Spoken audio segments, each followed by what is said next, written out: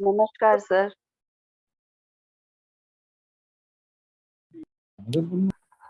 नमस्कार sir. Hello sir. जय Shri Ram sir. जय श्री राम सर। जय श्री राम सर। जय श्री राम सर। जय Shri Ram sir.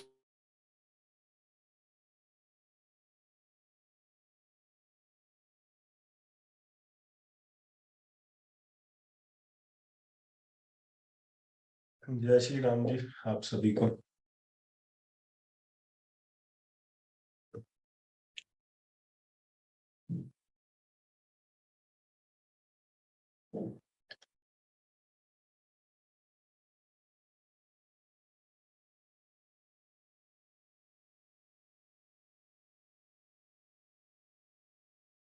Voice clear है ये बता दीजिए आप। क्लियर है, ठीक है जी।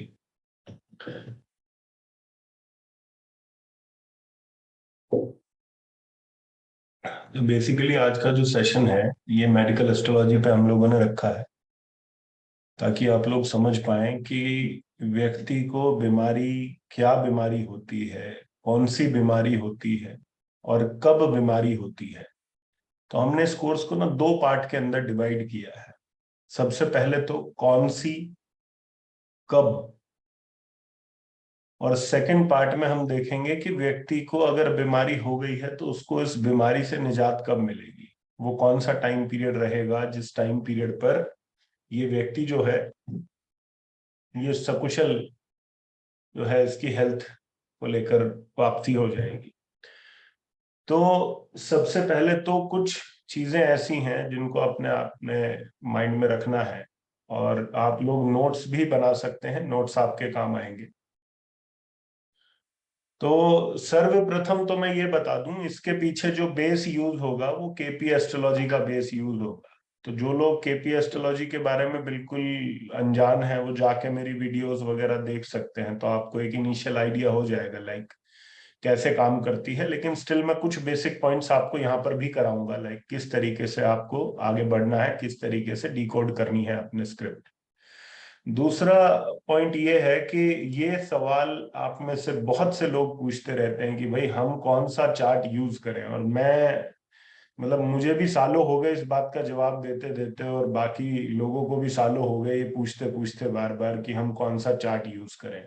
तो मैं एक बार फिर ये चीज रिपीट कर दूं कि अगर हम केपी एस्ट्रोलॉजी करते हैं जिसको कृष्णमूर्ति पद्धति हम बोलते हैं, तो कृष्णमूर्ति पद्धति के अंदर जिस चार्ट का हम यूज करते हैं दैट इज भाव चलित चार्ट, या जिसको आप नारायण भाव चलित चार्ट भी कहते हैं।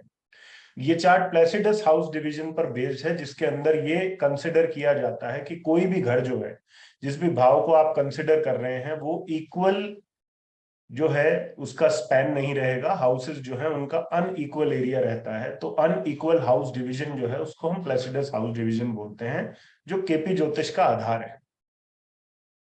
तो स्टार्ट करते हैं। नोट्स भी बनाइएगा, अपनी कुंडलियां आप लोगों के सामने हैं तो भी आपको बहुत अच्छे से समझ में आएंगी चीजें जो हैं, ठीक है। तो सर्वप्रथम जो चीज आ रही है वो ये कि स्क्रिप्ट कैसे बनती है और स्क्रिप्ट के अंदर भाव की जागृति कैसे होती है। सबसे इंपॉर्टेंट पॉइंट, सबसे पहला पॉइंट है कि किसी भाव की जागृति कब होती है। अब आप लोग इतने समझदार तो हैं कि अगर मैं आपसे पूछूं कि भाई बीमारी कौन सा घर देता है, तो आप में से किसी भी व्यक्ति को ये समस्या नहीं होनी चाहिए बताने में कि हाँ जी बीमारी छठा घर है। फिर मैं अगर आपसे कहूं कि भाई जो पेन या सफरिंग है आपकी लाइफ में वो कौन सा घर लेकर आएगा, तो आप बता सकते हैं कि भाई 8वें घर का काम जो है वो पेन और सफरिंग का है। और अगर मैं कहूँ हॉस्पिटलाइजेशन आपको कौन कराएगा, तो आप बोल सकते हैं कि भाई 12th हाउस जो है वो हॉस्पिटलाइजेशन कराता है। और ओवरऑल हेल्थ को आपकी कौन गवर्न करता है, ओवरऑल हेल्थ को आपकी कौन सा प्लैनेट जो है वो, कौन सा प्लैनेट बोल रहा हूँ सॉरी, कौन सा हाउस जो है वो रूल करता है, तो that is first house. First house आपकी ओवरऑल हेल्थ है, आपकी फिजिक है, आपकी बॉडी है। तो बेसिकली क्या है कि ये 4 हाउसेस ऐसे हैं जो आपको बीमारी की हर इंफॉर्मेशन देने के लिए पर्याप्त है। 1, 6, 8, 12 ठीक है। तो सबसे पहले इन हाउसेस को आप मार्क कर लीजिए कि जब आप मेडिकल एस्ट्रोलॉजी करने बैठेंगे या किसी डिजीज का डायग्नोसिस करने बैठेंगे तो आपके पास ये 4 हाउसेस की मौजूदगी पहले होनी चाहिए, आपको पता होना चाहिए। फर्स्ट हाउस मुझे कंसिडर करना है, बिकॉज फर्स्ट हाउस क्या रिप्रेजेंट कर रहा है, मेरी बॉडी को रिप्रेजेंट कर रहा है। सिक्स्थ हाउस किस चीज को रिप्रेजेंट करता है, छठा घर सबसे इंपॉर्टेंट घर है मेडिकल एस्ट्रोलॉजी के केस में। क्यों? क्योंकि ये आपकी बीमारी को बताता कि आपको बीमारी क्या हो। फिर आ जाता है 8वां घर। तो 8वां घर जो है, 8वें घर का जो महत्व है वो सबसे बड़ा है। सबसे बड़ा क्यों है? क्योंकि देखिए क्या है कि व्यक्ति को बीमारी होती है। अब कई दफा क्या होता है कि व्यक्ति उस बीमारी को कैरी कर रहा होता है, लेकिन कैरी करते करते उसको पता नहीं रहता वही बीमारी है। क्यों? क्योंकि उसको एहसास ही नहीं है कि मैं बीमार हूं। आप सोच के देखिए कि आपके पास में जो आपके जो अंग है, उन अंग में आपके पास उंगलियां भी हैं, आपके पास कान भी है, आपके पास पांव के अंगूठा भी है, पांव की उंगलियां भी हैं। लेकिन सोच के देखिए कि जब आपके किसी पर्टिकुलर पोर्शन में कोई दर्द होता है तो शायद एहसास आपको उसी टाइम होता है कि नहीं नहीं नहीं यार मेरे पास कान भी है, नहीं नहीं मेरे पास पांव की उंगलियां भी है। तो वो जो एक पार्ट है वो आपको कब फील कराएगा कि एक्चुअल में ये चीज कुछ हो रही है, यहाँ कोई गड़बड़ हो रही है, जब आपको कोई पेन फील होगा, जब आपको कोई सफरिंग फील होगी। तो वो पेन और सफरिंग आपको कौन फील कराता है? वो कराता है 8th हाउस। और 8th हाउस सिर्फ पेन या सफरिंग तक बात नहीं रखता है। 8th हाउस जो है वो सर्जिकल इंटरवेंशन भी देता है, यानी कि बात को सर्जरी तक पहुंचा देता है। तो यहाँ पर एक और नेगेटिव पार्ट जो है वो जुड़ गया 8th हाउस के साथ। अच्छा, 8th हाउस जो है वो सिर्फ यहां तक नहीं है। 8th हाउस जो है वो डीप डिप्रेशन में आपको डाल देता है, डीप टेंशन में डाल देता है। क्योंकि अगर कोई व्यक्ति नॉर्मल लाइफ नहीं जी पा रहा है और बहुत ज्यादा टेंस्ड लाइफ जी रहा है, बहुत ज्यादा परेशानी भरी जिंदगी जी रहा है, तो ये भी कहीं ना कहीं क्या है, ये 8th हाउस की प्रॉब्लम है। ठीक है। स्ट्रेस में अगर कोई व्यक्ति है, ओवरऑल वो बहुत डीप स्ट्रेस फील कर रहा है, तो ये भी 8th हाउस का ही एक एट्रीब्यूट है। ठीक है।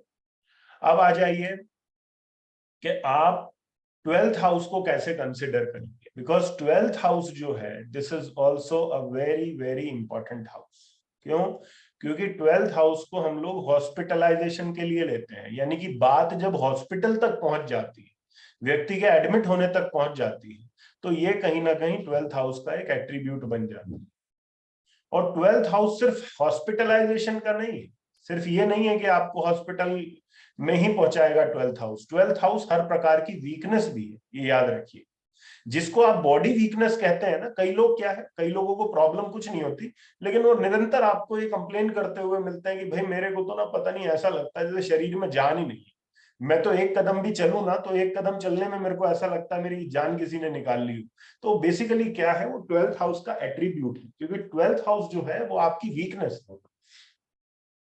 इसलिए आप देखेंगे कि जिन लोगों के चार्ट में 12th हाउस बहुत ज्यादा आपको आता हुआ दिखाई देगा, जैसे आगे आप लोग इसको और संक्षेप में स्टडी करेंगे, बट जिन लोगों के चार्ट में 12th हाउस बहुत स्ट्रांगली जो है रिफ्लेक्ट होगा, वो लोगों को बीच बीच में डॉक्टर के पास चक्कर बहुत लगाने पड़ते हैं। उनको अगर छींक भी आएगी तो छींक आने के बावजूद भी उनको डॉक्टर के पास जाना पड़ेगा। उनको लगता है कि कहीं ना कहीं कोई बहुत बड़ी प्रॉब्लम, बहुत बड़ा इश्यू उनके साथ में आके खड़ा हो गया। ठीक है। तो बेसिकली क्या है, ये 4 भाव ऐसे हैं, 1st house, 6th house, 8th house and 12th house, जिनको फोकस करके आपको किसी भी चार्ट में आप बीमारी को डिकोड कर पाएंगे और किसी व्यक्ति को की हेल्प कर पाएंगे कि उसको अगर एक सफल जीवन जीना है तो किस प्रकार उस जीवन को जी सकता है। ठीक है।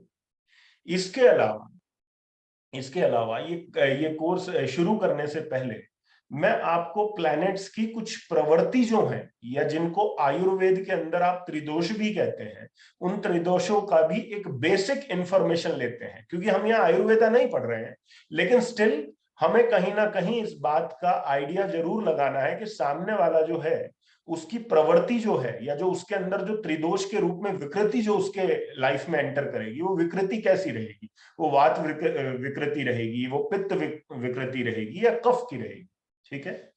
तो ये जो 3 त्रिदोष है जिसको आप वात, पित्त और कफ में डिवाइड करते हैं, वहां पर सबसे पहले आता है वात। तो वात मतलब क्या है? वात बेसिकली आपकी बॉडी के अंदर जो वायु है, ठीक है, हम उससे इसको रिलेट कर रहे हैं। इसलिए क्या होता है कि वात के डिस्टरबेंसेस क्या होते हैं बॉडी के अंदर। अगर किसी का हम कहें कि भाई इसका वात जो है वो बिगड़ गया है बॉडी में, तो उसकी डिस्टरबेंसेस क्या होंगी? उसकी डिस्टरबेंसेस होंगी बॉडी एक, जिसको आप शारीरिक दर्द बोलते हैं। कई लोग आपको बोलते हैं ना, अरे यार मेरे को तो आज पैरों में दर्द हो रहा है, आज मेरे को हाथ में दर्द हो रहा है। अगर आप बड़े बुजुर्गों से बात करें तो बड़े बुजुर्ग इसको एक वर्ड यूज करते हैं इसके लिए, आपने सुना भी होगा, जो नॉर्थ इंडियंस है वो वाकिफ होंगे इस वर्ड से। वो बोलते हैं ये शरीर में ना बाय है, वो बाय बोलते हैं इसको बेसिकली। तो what is by? By means मतलब कुछ एरी जो है ना, वो एरी कहीं ना कहीं जो बॉडी के अंदर है वो डिस्टर्ब है, और वो बाय के रूप में या बॉडी एक के रूप में काम करती है, और व्यक्ति को शारीरिक पेन या बॉडी एक फील होता है, ठीक है। और वात का एक बहुत बड़ा जो एक वो है, वो जैसे एक रोग रहता है जिसको आप क्या अर्थराइटिस बोलते हैं, गठिया बोल देते हैं। तो ये सब चीजें कब आती हैं पिक्चर में देखने को? जब वात डिस्टर्ब। और वात ही एक वो है जो सबसे ज्यादा कैंसरस जो चीजें निकलती हैं, मतलब सबसे ज्यादा अगर कैंसर का जो एक वो है, जब आप किसी आयुर्वेदिक प्रैक्टिशनर से बात करेंगे तो that practitioner will tell you कि हाँ भाई वात का एक बहुत बड़ा रोल रहता है कैंसर जैसी चीजें। तो वात से जुड़े हुए ग्रह कौन से हैं? वात से जुड़े हुए दो ग्रह हैं स्पेशली, सैटर्न एंड राहु, ठीक, क्योंकि ये विंडी प्लैनेट्स है। क्या है ये? These are windy planets. तो इनका जो एक लिंक है वो किससे है? वो वात से, ठीक। तो आप देखेंगे जब सैटर्न और राहु बहुत स्ट्रांगली काम कर रहे होते हैं, और खासकर आप देखिएगा कि सैटर्न की महादशा में या सैटर्न की अंतरदशा में व्यक्ति ऐसी जो कंप्लेन्स हैं अपनी बॉडी को लेकर करता रहता है, अरे यार आज मेरा ये शरीर दर्द कर रहा है, आज मेरे ये जॉइंट पेन हो रहा है, आज मेरे पैरों में दर्द हो गया, आज मेरे यहाँ पर दर्द हो गया। तो इस तरीके की प्रॉब्लम्स ना वो कंप्लेन करता रहेगा उस प्रकार की, ठीक है। उसके बाद में एक जो दूसरा आता है वो आता है पित्त। पित्त जो आपकी बॉडी फायर को डिनोट कर रहा है, ठीक है। तो आपको पता होगा कि पित्त जो होता है, जो आपके बॉडी के अंदर एक फायर होती है जिसको आप अपनी जठर अग्नि भी बोलते हैं, जो बेसिकली आपके लाइफ में डाइजेशन का काम करती है, मतलब आपकी जो डाइजेस्टिव फायर होती है बेसिकली, जो आपके मेटाबॉलिज्म को ठीक करती है या आपके जो खाने को पचाने में काम करती है, डाइजेस्टिव क्रिया में जिसका रोल रहता है। तो ये पित्त प्रवृत्ति वाले ग्रह कौन से हैं? पित्त प्रवृत्ति वाले ग्रह हैं सन, मार्स एंड केतु, ठीक। ये आपके लाइफ में पित्त प्रधान प्लैनेट्स हैं, और ये क्या करते हैं? ये बेसिकली आपको किस प्रकार की समस्याएं देंगे? इनका सर्वप्रथम इनको जांचने का तरीका क्या है? जो व्यक्ति हर समय कुछ भी खाता है, आप में से बहुत से लोग ऐसे होंगे जो इमीडिएटली इस बात को एग्री करेंगे, अरे हम कुछ भी खा लेना, मतलब गिनी चुनी चीजों को छोड़कर, मतलब एक दो चीजों को छोड़कर अगर हम कुछ भी चीज का सेवन कर ले हमको तुरंत एसिडिटी हो जाती है, और तुरंत हमें पानी पीना पड़ता है, इनो लेनी पड़ती है, ये सब चीजें करनी पड़ती है। तो ये क्यों होता है आपके साथ में? बिकॉज आपका जो एक बॉडी जो है वो पित्त प्रधान बॉडी है बेसिकली, ठीक है। और यहाँ पर मेजर रोल किसका रहता है? सन का रहता है, मार्स का रहता है, केतु का रहता है, ठीक है। तो ये पित्त प्रधान जो है वो प्लैनेट्स। अब आ जाइए कफ पर। कफ को आप किस तरीके से देखें? आज के सिनेरियो की अगर बात करें, हम कहते हैं ना हमेशा कि एस्ट्रोलॉजी में एक चीज बहुत इंपॉर्टेंट काम करती है, दैट इज देश काल पात्र, यानी कि जिस जगह हम रह रहे हैं, जिस सिचुएशन में हम रह रहे हैं, जो खान पान हम लोगों का है, वो बहुत हद तक जो है वो इफेक्ट डालता है हमारी बॉडी पर, हमारी चीजों पर।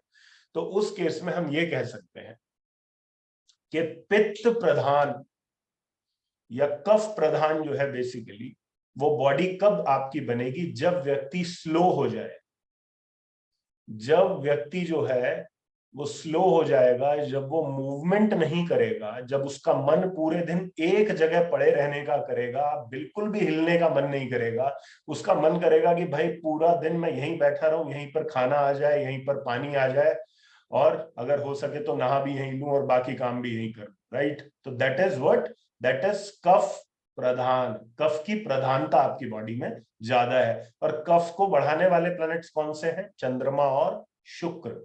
और कफ को एक और तरीके से आप समझ सकते हैं, समझिएगा। जैसे कफ को क्या बोलते हैं, जैसे कई बार आपने देखा होगा सलाइवा, कई लोगों को थूकने की आदत होती है, तो आपको इस बात से भी आइडिया लगेगा कि जब आदमी को स्पिट करता है, थूकता है, तो नॉर्मली जो कफ प्रधान व्यक्ति होगा ना, क्योंकि उसकी खुद की प्रवृत्ति कैसी है, एक जगह चिपके रहने की। कैसी प्रवृत्ति है भाई? मैं एक जगह रहूं, मूव ना करूं, बहुत ज्यादा मूवमेंट ना हो, यहीं बैठे बैठे सब हो जाए। तो वो चीज उसके स्पिट में, उसके सलाइवा में भी आपको देखने को मिलेगी। वो जहां थूकेगा वो चीज चिपक जाएगी।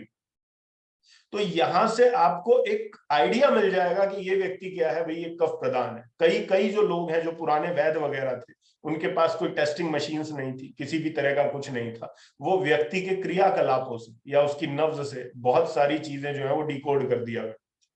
इनफैक्ट वो नब्ज से ये भी बता देते थे कि भाई जो अभी शरीर का हिसाब किताब चल रहा है, उसको देखते हुए आगे चल के इस व्यक्ति को इस बीमारी की संभावना।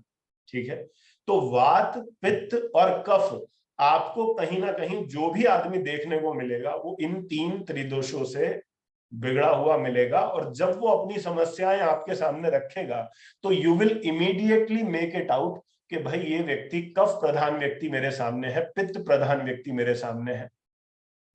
ठीक है, यह वात प्रधान व्यक्ति मेरे सामने है। अब बच गए कौन कौन से प्लैनेट्स हमारे?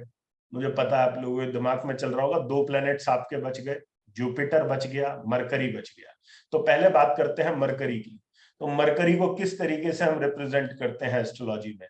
समझिएगा, जिस तरीके से मरकरी की रिप्रेजेंटेशन हम नॉर्मल एस्ट्रोलॉजी में करते हैं, वैसी ही रिप्रेजेंटेशन यहां भी होगी। मतलब मरकरी को क्या कहा जाता है? मरकरी को कहा जाता है थाली का बैंगन है। क्यों थाली का बैंगन है? कि भैया किसी भी तरफ लुढ़क सकता है, ये इधर भी जा सकता है, ये इधर भी जा सकता है। तो मरकरी अगर मार्स के साथ में है तो कौन सी प्रवृत्ति ले लेगा? पित्त प्रवृत्ति ले लेगा। मरकरी सैटर्न के साथ में है, कौन सी प्रवृत्ति ले लेगा? वात प्रवृत्ति ले लेगा। मरकरी मून के साथ है, वीनस के साथ है, कौन सी प्रवृत्ति ले लेगा? कफ प्रवृत्ति ले लेगा।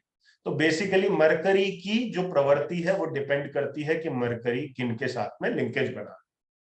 साथ में अगर आप जुपिटर की बात करते हैं तो जुपिटर की जो प्रधानता है, जुपिटर वात भी देता है एंड जुपिटर कफ भी देता है। ध्यान रखिएगा, जुपिटर वात भी देता है, जुपिटर कफ भी देता है। और कई केसेस जब जुपिटर की भी कुछ एक वर्किंग है, खासकर मेडिकल एस्ट्रोलॉजी में, वो बहुत हद तक मरकरी जैसी ही है। क्योंकि अगर जुपिटर पित्त प्रधान प्लैनेट्स के लिंक में आ जाएगा, फॉर एग्जांपल जुपिटर केतु के साथ लिंक कर गया, सन के साथ लिंक कर गया, मार्स के साथ लिंक कर गया, तो जुपिटर भी अपने आप में पित्त प्रधान प्लैनेट बन जाए। ठीक है, तो इन सब चीजों को आप ध्यान में रखिएगा ताकि आप ये चीजें कर पाए। अब क्योंकि हमारा जो बेस है, वो बेस क्या है? वो बेस है केपी एस्ट्रोलॉजी। और केपी एस्ट्रोलॉजी में सबसे पहले हमें यह समझना है कि भाव की जागृति क्या होती है। जिसको हम भाव की जागृति कहते हैं उसको अंग्रेजी में या पढ़ी लिखी भाषा में क्या कहा जाता है? Activation of houses. Activation of houses. अब आपकी कुंडली में, जन्म कुंडली में टोटल हाउसेस कितने होते हैं? 12 हाउसेस होते हैं। 12 घरों में आपका जीवन जो है वो डिवाइडेड है। ठीक है, तो ऐसा नहीं है कि 12 के 12 घर आपके एक साथ में एक्टिवेटेड है। ठीक है, 1 से लेकर 12 तक। कुछ घरों की प्रधानता जो है, कुछ घरों का जो इन्फ्लुएंस है, वो आपके जीवन में बहुत तीव्र रूप से आपको देखने को मिलता है। ये कौन से घर रहते हैं?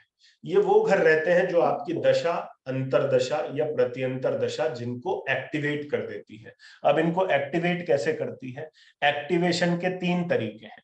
सबसे पहले आप ये देखिए कि कोई प्लैनेट, कोई भी पर्टिकुलर प्लैनेट किसी भाव से कैसे जुड़ता है। ठीक, केपी एस्ट्रोलॉजी के अंदर, केपी ज्योतिष के अंदर कोई भी प्लैनेट किसी घर से कैसे जुड़ेगा? 2 तरीके से जुड़ेगा। या तो वो केपी चार्ट के अंदर उस घर में बैठा हो, या वो उस घर को रूल कर रहा हो। ठीक है, देयर आर 2 वेज। 2 तरीकों से वो कनेक्ट हो जाएगा। 2 तरीकों से कैसे कनेक्ट होगा? या तो वो केपी चार्ट में आपके 6th हाउस को रूल कर रहा हो, सपोज हम बीमारी की बात अगर कर रहे हैं तो बीमारी का घर कौन सा है? 6th house. तो वो 6th हाउस से कैसे रिलेट करेगा? 6th हाउस से रिलेट करने के दो तरीके हैं। पहला कि या तो वो 6th हाउस के साथ में कनेक्ट हो जाए। कैसे कनेक्ट होगा? या तो वो 6th हाउस में बैठ जाएगा केपी चार्ट में, नहीं तो वो 6th हाउस को रूल करेगा। ठीक है, ये दो चीजें आपने दिमाग में रखनी है कि these are the two ways. ठीक, अब ये हमें पता चल गया कि प्लैनेट की कनेक्टिविटी हाउस के साथ में कैसे बनी। दो तरीके से बनी, या तो लॉर्डशिप के द्वारा बनी या फिर किसके साथ बनी? लॉर्डशिप के साथ साथ उस घर में बैठने से बनी। तो यहां तक तो बात सिर्फ कनेक्टिविटी की हो रही है, यहां बात अभी एक्टिवेशन पर नहीं पहुंचे हैं। अभी बात हमने सिर्फ कनेक्शन की है कि भाई कनेक्टिविटी कैसे बनी। ठीक है, अब एक्टिवेशन पर आ जाते कि कोई भी प्लैनेट एक्टिवेट कैसे होता है।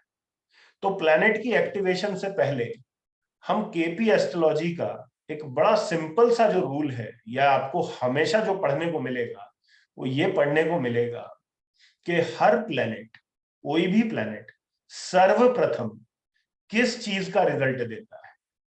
कोई भी प्लैनेट अगर एक्टिवेट होता है तो सर्वप्रथम सबसे पहले वो किस चीज का रिजल्ट देता है? सबसे पहले वो रिजल्ट देता है कारक का। ये समझ लीजिएगा आप लोग, चाहे आप केपी ज्योतिष कर रहे हैं, चाहे आप केपी ज्योतिष कर रहे हैं, चाहे पराशरी कर रहे हैं, जेमिनी कर रहे हैं, भृगुनंदी नाड़ी कर रहे हैं, कोई भी पद्धति को आप फॉलो कर रहे हैं, तो ये चीज मत भूलिए, ऐसी कोई एस्ट्रोलॉजिकल ब्रांच नहीं है जो इस बात को इग्नोर कर सके कि प्लैनेट सर्वप्रथम कहां का रिजल्ट देगा? अपने कारक तत्वों का रिजल्ट। ठीक, अब कारक तत्वों का रिजल्ट देने के बाद, जब उसने कारक तत्व आपके एक्टिवेट कर दिए, उसके बाद में केपी एस्ट्रोलॉजी के अंदर जो वो इमीडिएट रिजल्ट देगा वो किसका देगा? अपने नक्षत्र स्वामी का देगा।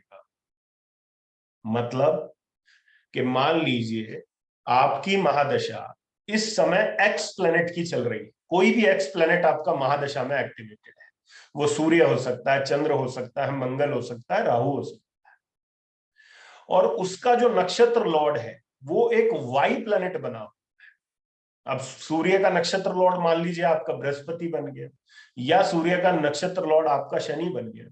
तो जो कोई भी आपका सूर्य का नक्षत्र लॉर्ड बना हुआ है, तो सूर्य सर्वप्रथम उन भावों को जागृत कर देगा जिन भावों को बृहस्पति या शनि सूर्य का नक्षत्र लॉर्ड बनकर दिखा रहे हैं। ठीक है, तो इस चीज को सर्वप्रथम ध्यान में रखिएगा कि सर्वप्रथम रिजल्ट किसके आते हैं? सबसे पहले रिजल्ट आते हैं नक्षत्र स्वामी के।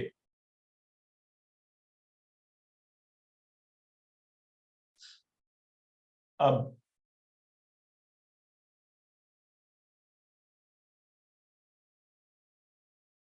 एक केपी चार्ट बनाइए,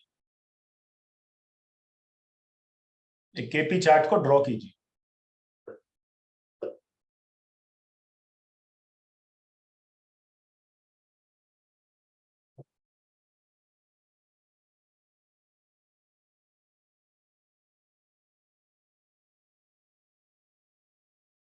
अब केपी चार्ट को ड्रॉ करके उस केपी चार्ट में बनाइए आप सिंह लगन बना दीजिए, सिंह लगन बना दीजिए।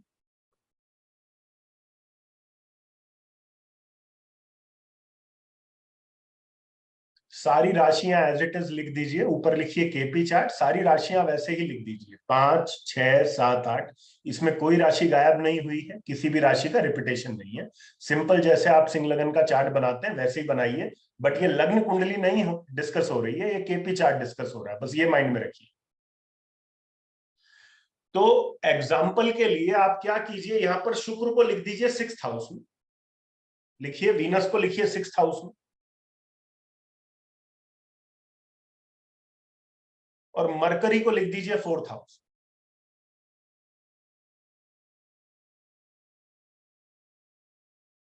शुक्र को लिखिए 6th हाउस में, मरकरी को लिख दीजिए 4th हाउस। ठीक है जी, चलिए। What about Parashari chart? Parashari chart को अभी हम खा गए, भूख लग रही थी, अभी हम केपी चार्ट को डिस्कस करें, ठीक है।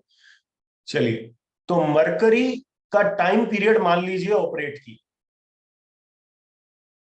मरकरी का टाइम पीरियड जो है वो अगर ऑपरेट किया, और मरकरी किसके नक्षत्र में है? मरकरी वीनस के नक्षत्र। मरकरी किसके नक्षत्र में है? वीनस के नक्षत्र में है। तो आप ऊपर लिखिए मरकरी, ऊपर लिखिए मरकरी, नीचे लिखिए वीनस। अब जब आप केपी चार्ट में किसी प्लैनेट की स्क्रिप्ट फॉर्म करते हैं, किसी प्लैनेट की पटकथा को ड्रॉ करते हैं, तो उसकी स्क्रिप्ट को ड्रॉ करते समय आपको दो चीजों का ध्यान रखना है। पहला, कि वो प्लैनेट केपी चार्ट में कहां बैठा है। तो मरकरी कौन से घर में बैठा है केपी चार्ट में, ये बताइए आप लोग। 4th हाउस में बैठा है, तो मरकरी के आगे सबसे पहले 4 नंबर लिखिए 4। अब 4 नंबर आपने लिख दिया। इसके अलावा आप ये देखिए कि मरकरी की राशियां आपको कहां कहां दिखाई दे रही है। दूसरे घर में दिखाई दे रही है और 11th हाउस में दिखाई दे रही है। अब 4 के आगे, 4 के साथ साथ और क्या लिख दीजिए? 2 एंड 11 लिख, 2 एंड 11 लिख। तो आपने क्या, कौन कौन से नंबर आ गए आपके मरकरी के सामने? 4, 2 एंड 11, 4, 2 और 11। यहां पर 4 को अंडरलाइन कर दीजिए, 4 को अंडरलाइन कीजिए। यहां पे 4 को हमने अंडरलाइन क्यों किया? ताकि हमारे दिमाग में यह रहे कि प्लैनेट बैठा कहां है, where the planet is sitting. अब यहां पर हमने सिटिंग को इतनी इंपॉर्टेंस क्यों दी है, उसको हम एक एग्जाम्पल से समझते हैं।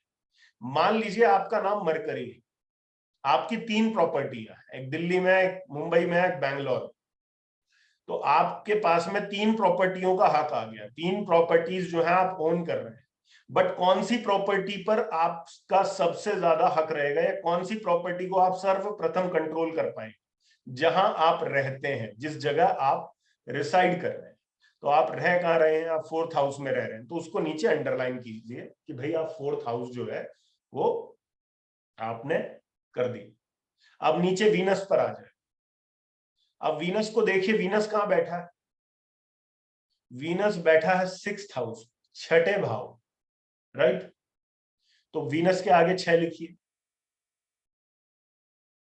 और 6 के साथ साथ और क्या लिखेंगे?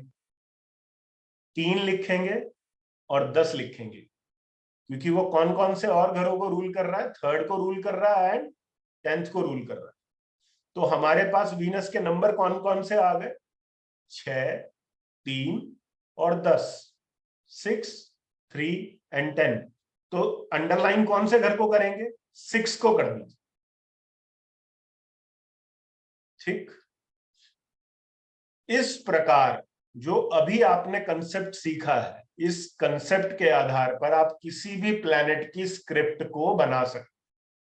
राहु केतु की स्क्रिप्ट जो है वो टिपिकल नहीं है, लेकिन उसमें कुछ स्पेशल रूल्स यूज होते हैं, जिनको हम कभी डिस्कस कर लेंगे। मे बी नेक्स्ट क्लास हम डिस्कस कर लेंगे उसको, नहीं तो आपको बनी बनाई स्क्रिप्ट भी मिल जाती है, तो नॉट एन इश्यू, ठीक है। तो यहां पर अब ये देखिए कि जो हमने सबसे पहला रूल लिखा यहां पर, वो रूल, 2 रूल्स हमने ध्यान में दिए। अब ये 2 रूल्स अगर आपके माइंड में रहेंगे, तो आप इतनी एक्सीलेंट प्रिडिक्शंस दोगे सामने वाले को कि आप उसका वास्तु भी, उसकी हेल्थ इश्यूज भी, दोनों को डिकोड कर दोगे, बहुत आराम से डिकोड। कैसे करो? सबसे पहला रूल क्या था? सबसे पहला रूल ये था कि प्लैनेट सर्वप्रथम अपने कारक तत्वों को एक्टिवेट करेगा। दूसरा रूल क्या है कि प्लैनेट सबसे पहले कौन से हाउसेस के रिजल्ट देगा? वो रिजल्ट देगा अपने नक्षत्र लॉर्ड, ठीक है। नक्षत्र लॉर्ड कौन है इस केस में? वीनस है। तो वीनस के हाउसेस कौन कौन से आपको दिखाई दे रहे हैं? 3, 6 एंड 10, 3, 6 एंड 10। अब यहां थोड़ी देर रुक जाते हैं, ठीक है।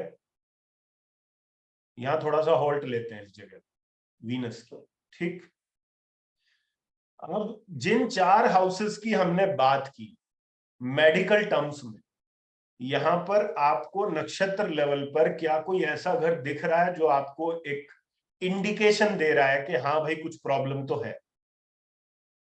कौन सा हाउस दिख रहा है? 6th हाउस दिख रहा है। ठीक है, अब नीचे एक लाइन में लिख लीजिए, मरकरी इस व्यक्ति को बीमार कर सकता है, ये लिखिए।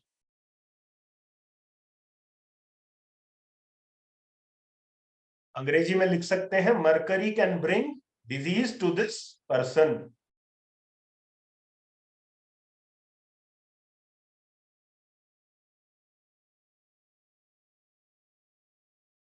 ठीक है, तो Mercury can bring disease to this person, right? क्यों डिजीज? सेकंड रूल को पढ़िए अपने आप से, जो सेकंड रूल आपने लिखा।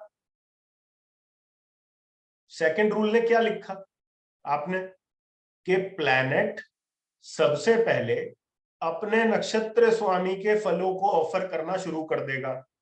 नक्षत्र पे आपको घर दिखा कौन सा? बीमारी का। कौन सा घर है बीमारी का? 6ठा। आप पूरे कॉन्फिडेंस के साथ ये नीचे लिख दीजिए, मरकरी बीमार कर। ठीक, अब यहां तक मजा नहीं आया, सिर्फ बात बीमारी तक हो गई। अभी हमें यह भी पता चलना चाहिए ना भाई, बीमारी होगी कहां, किस प्रकार की बीमारी होगी।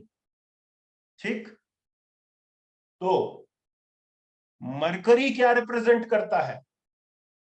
मरकरी 2 चीजों को मेनली रिप्रेजेंट करता है। मरकरी रिप्रेजेंट करता है नर्वस सिस्टम को, आपके नाड़ी तंत्र। आपकी जितनी भी नसें हैं, जो आपका नाड़ी तंत्र है, वो सारा किसके अधीन है? वो अधीन है मरकरी की। और एक बात याद रखिएगा, आपको अपने जीवन के जितने maximum typical health related cases देखने को मिलेंगे, वो मैक्सिमम मरकरी की मार से कहीं ना कहीं जूझ रहे हो। ध्यान रखिएगा, this is such a bad plan in terms of medical history, ये छोड़ता नहीं। तो नर्वस सिस्टम को कौन रूल कर रहा है? मरकरी रूल कर रहा है।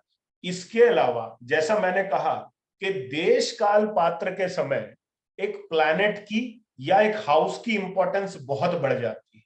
जैसे हम नॉर्मली 8th हाउस को बहुत बैड हाउस मानते हैं, अगर एक कॉमन तरीके से बात की जाए, लेकिन आज के देश काल पात्र के अकॉर्डिंग देखें तो 8वां घर टेक्नोलॉजी का है। वैसी कौन सी चीज है जहां पर टेक्नोलॉजी का यूज नहीं होता? कोई चीज नहीं है। तो देश काल पात्र में उसकी अहमियत बढ़ गई। अभी एक बीमारी आई। कौन सी बीमारी आई? कोरोना नाम की बीमारी। क्या अफेक्ट किया कोरोना ने? सबसे पहले कोरोना ने सबसे पहले अफेक्ट किया आपके रेस्पिरेटरी सिस्टम को, आपकी श्वास प्रणाली को। और रेस्पिरेटरी सिस्टम को आपके कौन रिप्रेजेंट करता है? रेस्पिरेटरी सिस्टम को रिप्रेजेंट करता है मरकरी, राइट? आज की डेट में जिसको आप पोल्यूशन कहते हैं कि भाई शहर में पोल्यूशन बहुत बढ़ रहा है, ये बहुत बढ़ रहा है, वो सब बहुत हो रहा है, तो ऐसे केस में जो लोग भी मेट्रो सिटीज में रह रहे हैं, they need to be very careful अगर उनका मरकरी कहीं ना कहीं खराब है या मरकरी की दशा उनकी चल रही। याद रखिएगा, ये मैं टिपिकली आपको, और अभी आपको समझ में आएगा क्यों।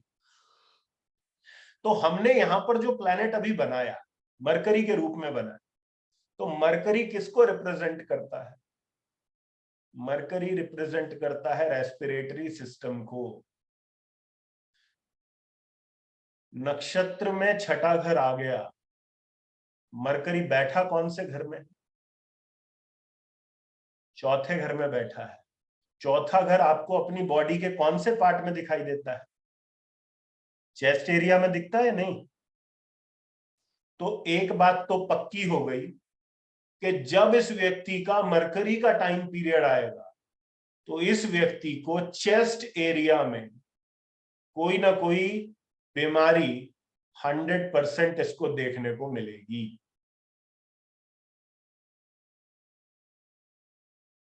मतलब during this period this person can have respiratory issues इसको लंग्स रिलेटेड प्रॉब्लम्स हो सकती हैं।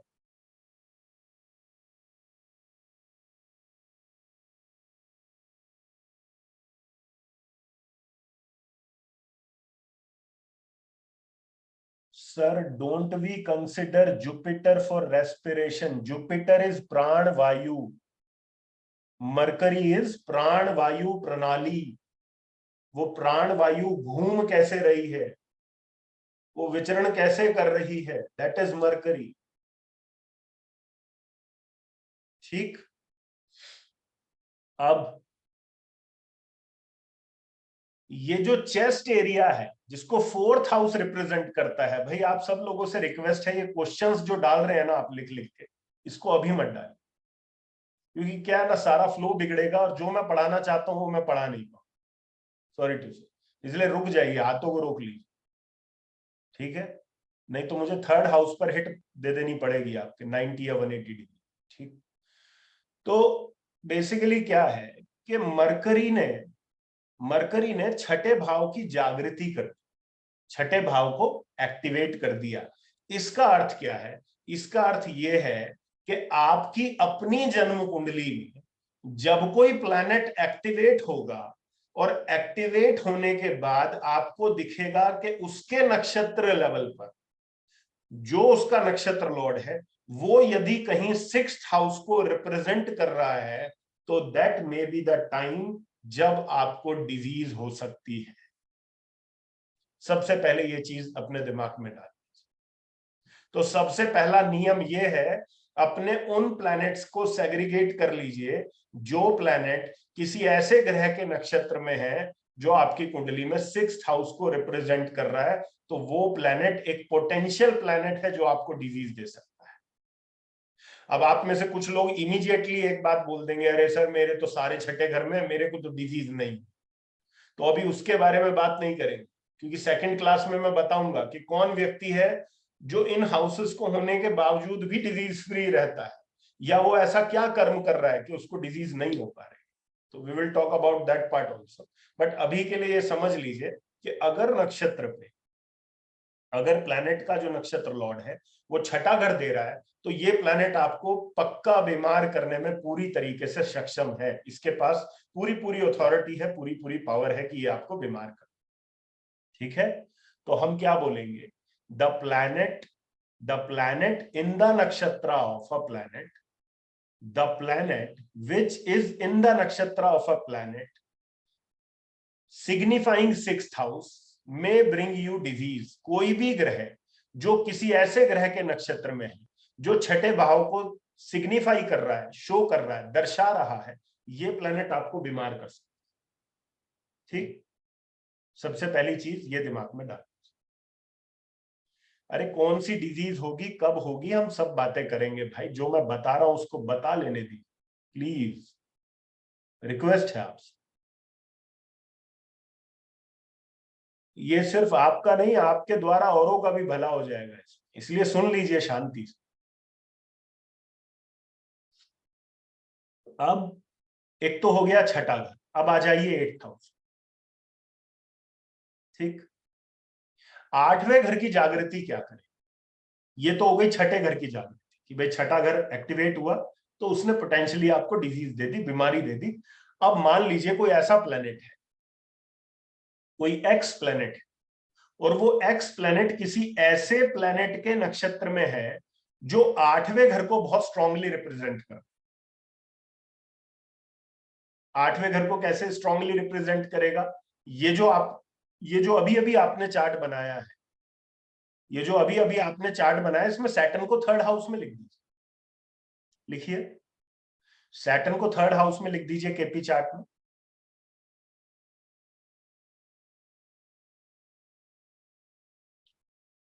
और जुपिटर को 5th में लिख।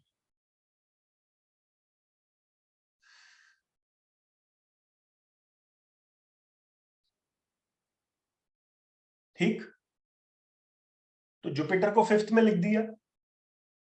अब लिखिए, सैटर्न के आगे उसके नंबर लिख दीजिए। कौन कौन से नंबर आपको दिखाई दे रहे हैं सैटर्न के? सैटर्न के आपको कौन कौन से नंबर दिख रहे हैं? 3, 6 एंड 7। 3, 6 एंड 7।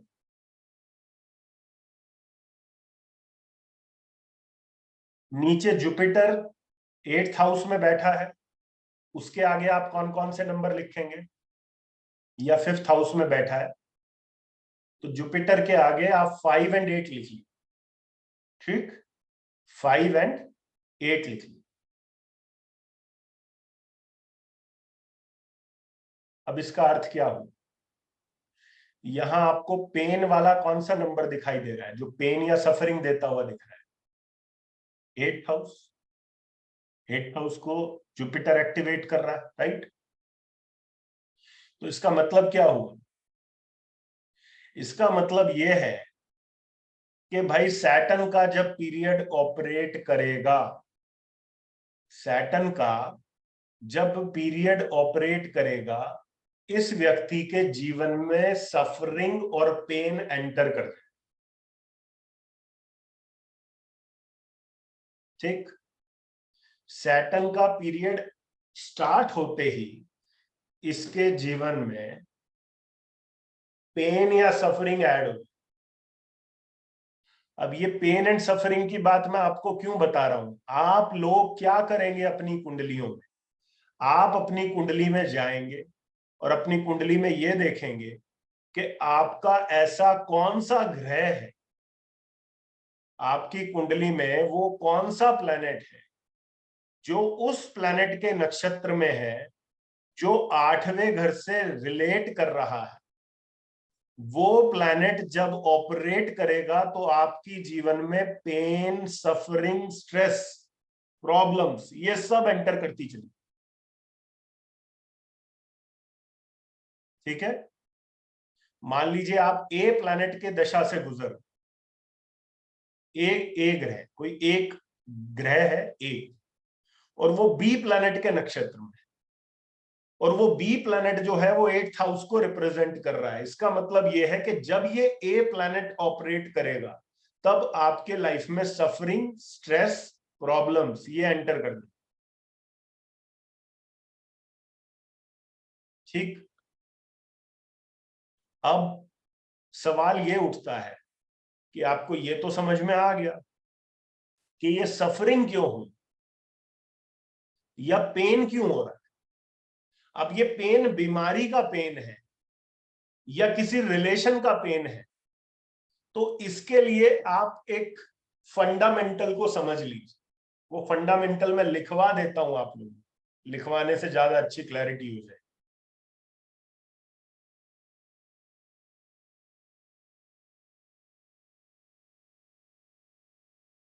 ये स्क्रीन विजिबल है?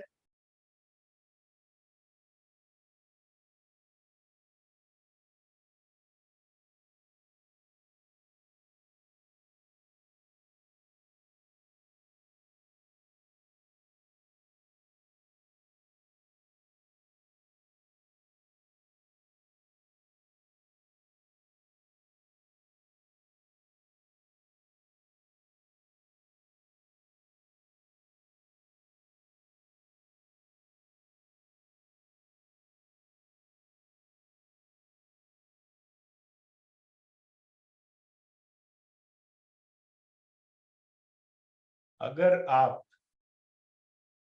आप किसी प्लैनेट को स्टडी कर रहे हैं तो सर्वप्रथम आप उस प्लैनेट को लिख लीजिए और नेक्स्ट लेवल पे आप उसके नक्षत्र को लिखिए। ठीक है, सर्वप्रथम आप क्या लिखिए कि प्लैनेट, उसके बाद में आप क्या लिखिए? नक्षत्र। तो प्लैनेट के आगे आप लिखिए ये माध्यम बनेगा, ये माध्यम बनेगा। ऑब्लिक में इंग्लिश में आप लिख सकते हैं, इंग्लिश में आप लिख सकते हैं this will become the source. ये सोर्स बनेगा। नक्षत्र को क्या लिखें? नक्षत्र को लिखें, ये परिणाम देगा, मतलब this will deliver the result.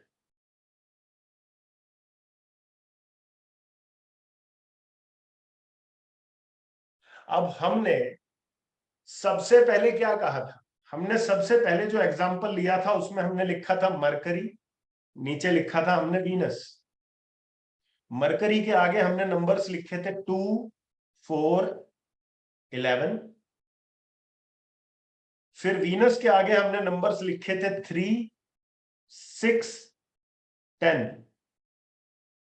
Mercury के 4th हाउस को हमने यहां पर मार्क कर लिया था क्योंकि मरकरी 4th में बैठा था, और 6th को हमने मार्क कर लिया था क्योंकि वीनस जो है वो 6th में बैठा। ठीक, अब हुआ क्या कि मरकरी सोर्स बना और वीनस ने रिजल्ट दिए।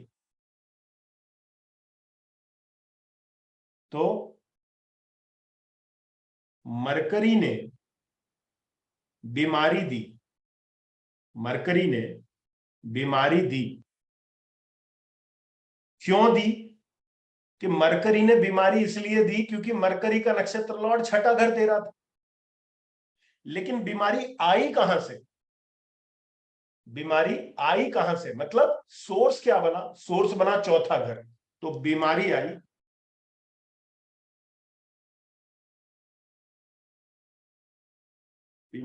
आई चेस्ट एरिया से।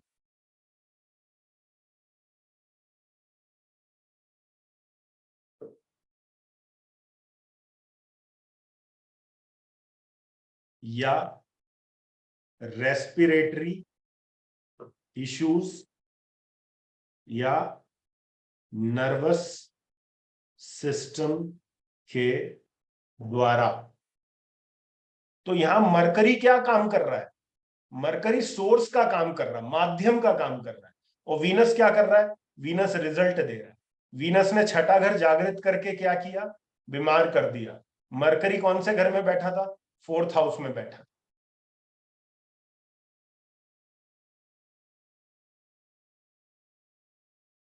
अब मैं आपसे एक क्वेश्चन करूंगा और उस क्वेश्चन का अच्छे से सोच कर जवाब देना है। ठीक, आप जो खाना खाते हैं वो खाना कौन से घर से खाते हैं? Tell me. 2nd हाउस से खाना खाते हैं। मरकरी के अंदर 2nd हाउस आ रहा है कि नहीं आ रहा? आ रहा है। मरकरी में 2nd हाउस नहीं आ रहा? क्या बात कर रहे हैं? 2nd हाउस लिखाई दिख रहा है ना आपको? 2nd हाउस है। और वीनस में 6th हाउस है। ठीक है, बीमारी कौन सा घर है? छठा घर। खाना कौन सा घर है? दूसरा घर। तो अब क्या कहोगे कि मरकरी की दशा में खाना खाना छोड़ दो, नहीं तो बीमार हो जाओगे? नहीं, मरकरी की दशा कह रही है कि अपने फूड हैबिट्स को चेक कीजिएगा क्योंकि आपके खान पान के द्वारा इस दशा में आपको बीमारी होगी। क्यों?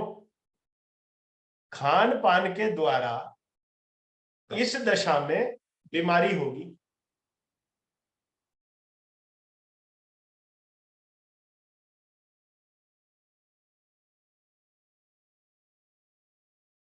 चलो अब आपको और डीपर लेवल पर लेकर जाते हैं।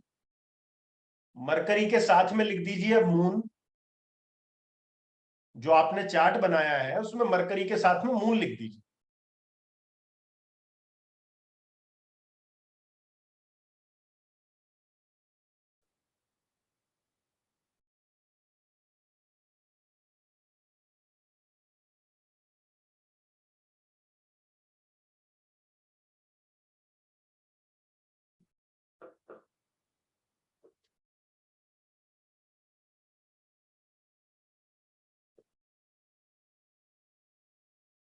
आपने लिख दिया।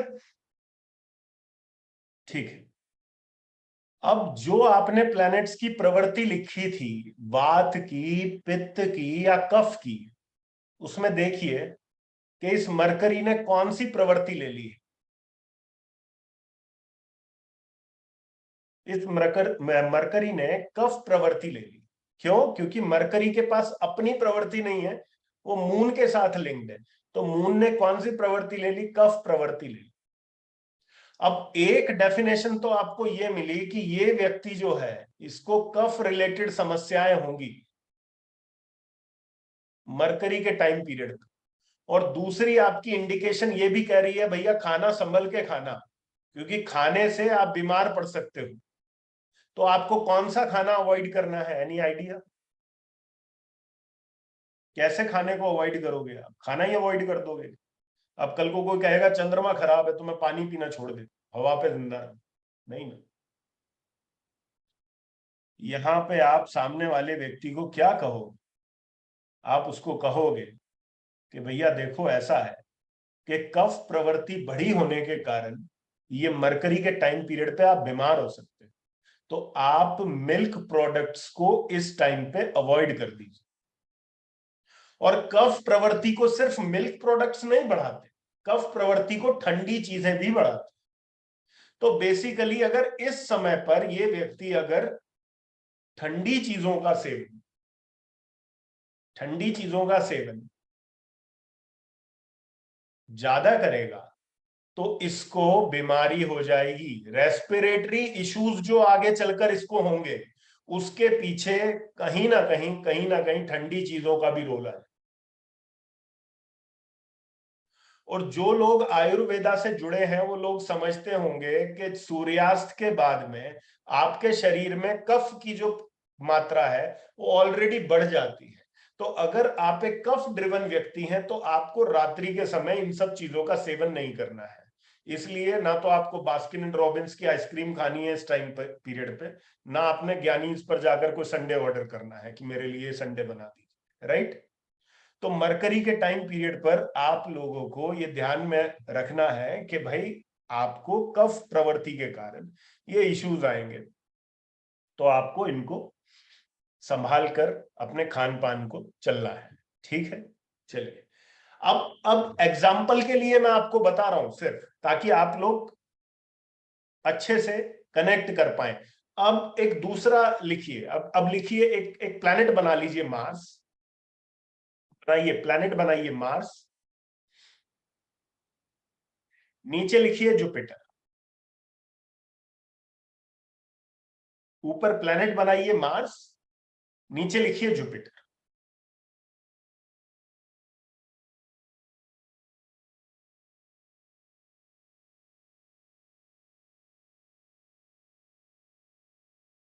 मार्स को लिखिए सेकंड हाउस में, जुपिटर को लिखिए सिक्स्थ हाउस में। मार्स को लिखिए सेकंड हाउस में और जुपिटर को लिखिए सिक्स्थ हाउस में।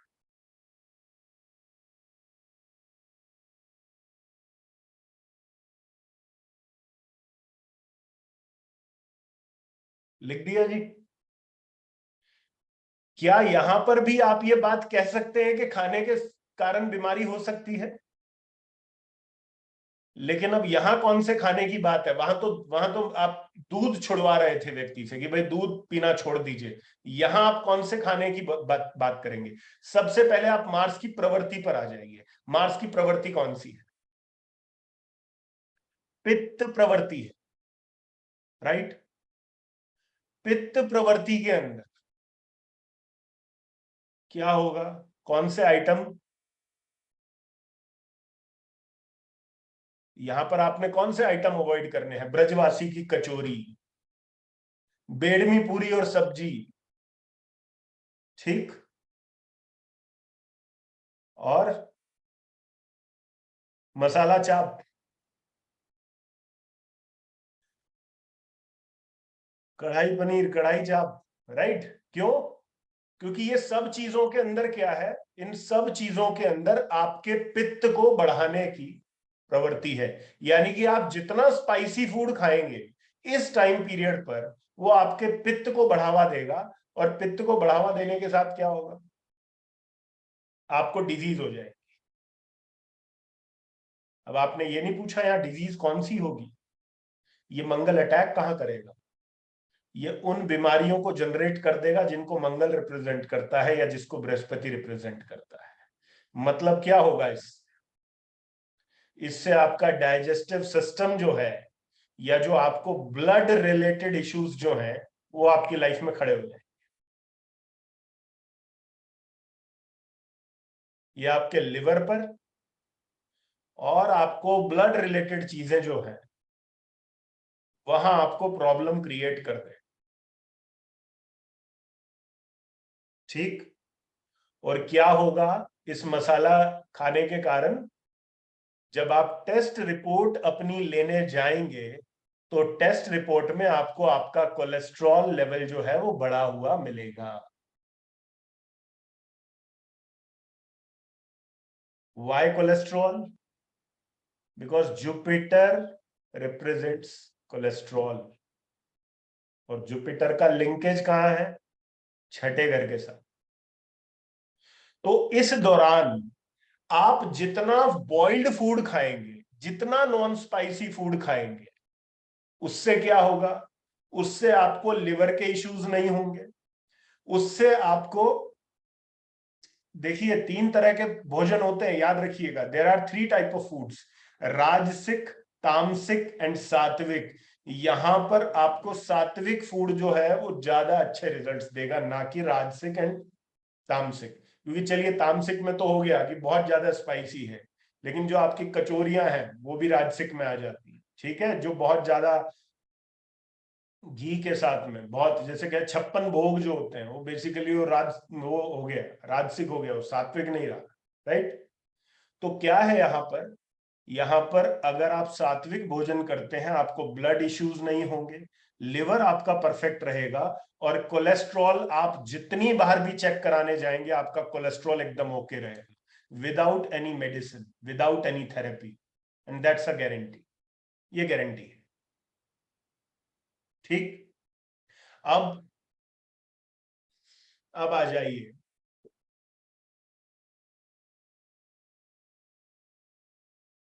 नेक्स्ट लिखते हैं। एक प्लैनेट को लिखिए,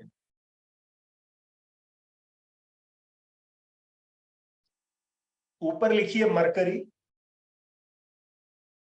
ऊपर लिखिए मरकरी, नीचे लिखिए मार्स।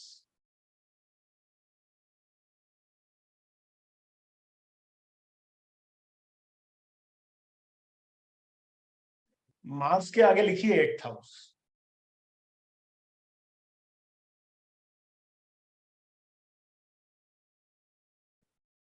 मरकरी के आगे लिखिए 3rd हाउस।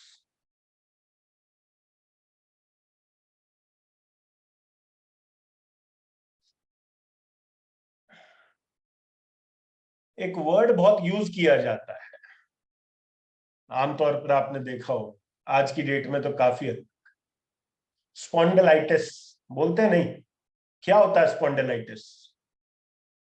ऐसे ही बता दो। ये आपका गर्दन के आसपास और ये आपका शोल्डर्स के आसपास, यहां आपको काफी पेन होने लगता है। अगर आप इस एरिया को रिप्रेजेंट करना चाहें और किसी हाउस के साथ में लिंक करना चाहें तो आप कौन सा हाउस देखते हैं? वो 3rd हाउस देखते हैं। पेन कौन सा हाउस देता है? 8th हाउस देता है। यहां पर मरकरी पेन को एक्टिवेट कर रहा है या नहीं कर रहा आपकी लाइफ में? कर रहा है। और सोर्स कौन सा घर बन रहा है? 3rd हाउस बन रहा है। क्या बोलोगे आप? Spondylitis, cervical. अब ये सर्वाइकल या स्पॉन्डिलाइटिस को हमने इतना स्ट्रांगली क्यों बोला? हम कुछ और भी तो कह सकते थे। क्यों? क्योंकि यहां पर रोल किसका आ रहा है? Mercury. Mercury represents nervous system, आपकी नसें। अरे यार, मैं कल रात बैठा था, मैंने टीवी देख लिया और तब से मेरे को ऐसे हो रहा। समझ गए? यहां पर आप कह सकते हैं। अब एक और प्लैनेट लिखिए, वहां पर मरकरी के आगे लिखिए 6th हाउस, नीचे मार्स के आगे लिख दीजिए 8th हाउस। मरकरी के आगे लिखिए 6, मार्स के आगे लिखिए 8। तो ऊपर आपने लिखा मरकरी, नीचे आपने लिखा मार्स, तो 6 के आगे लिखिए बीमारी, 6 के आगे लिखिए बीमारी।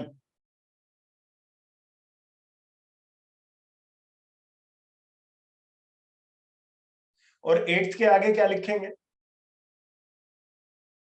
8 के आगे लिखेंगे पेन।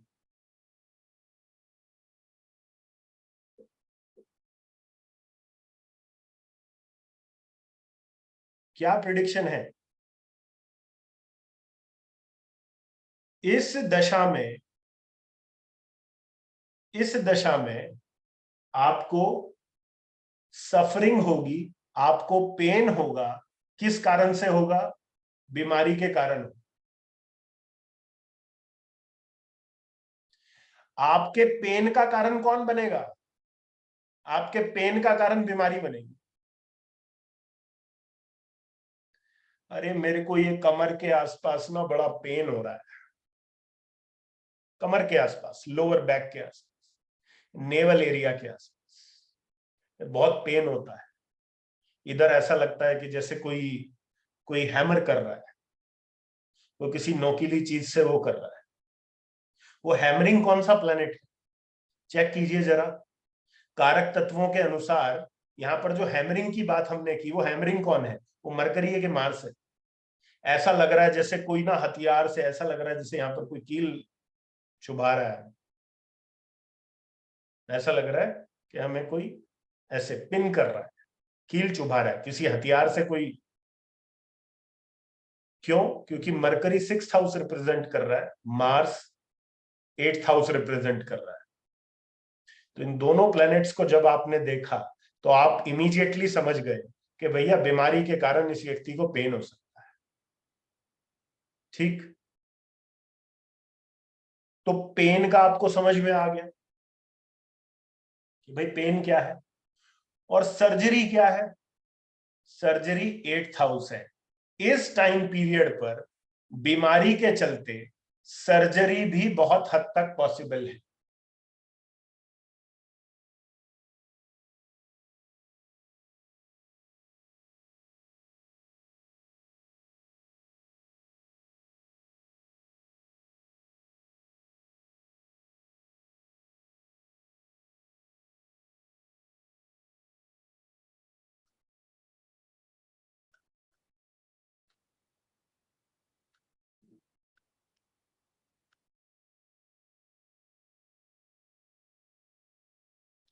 बीमारी आपको समझ में आ गया, 6th हाउस है।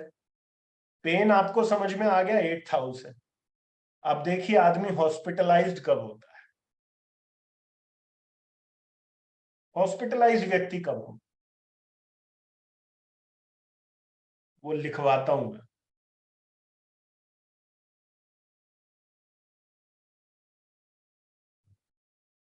मान लीजिए किसी व्यक्ति की सूर्य की दशा चल रही है।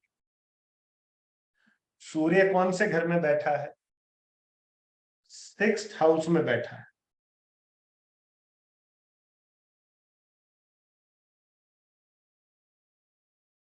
जुपिटर के नक्षत्र में है। जुपिटर कौन से घर में बैठा है? 12th हाउस में बैठा है। बीमारी कौन सा घर है बताइए? 6th house. तो सूर्य के आगे लिखिए बीमारी। जुपिटर क्या है? 12th हाउस है। जुपिटर के आगे लिखिए हॉस्पिटलाइजेशन। तो आप ओवरऑल क्या लिखेंगे? इस दशा में ये व्यक्ति बीमारी के चलते हॉस्पिटलाइज्ड होगा।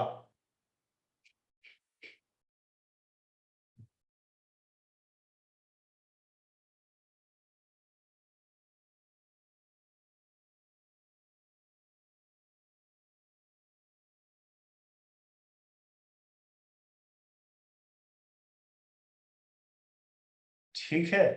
सूर्य 6th में लिखा आपने और जुपिटर 12th में लिखा।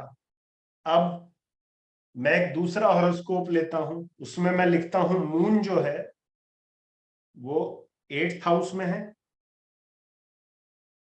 और मार्स जो है वो 12th हाउस में।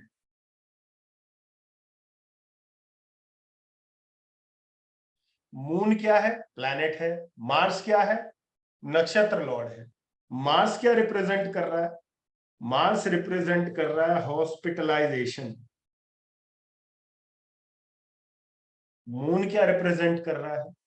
मून रिप्रेजेंट कर रहा है सर्जरी।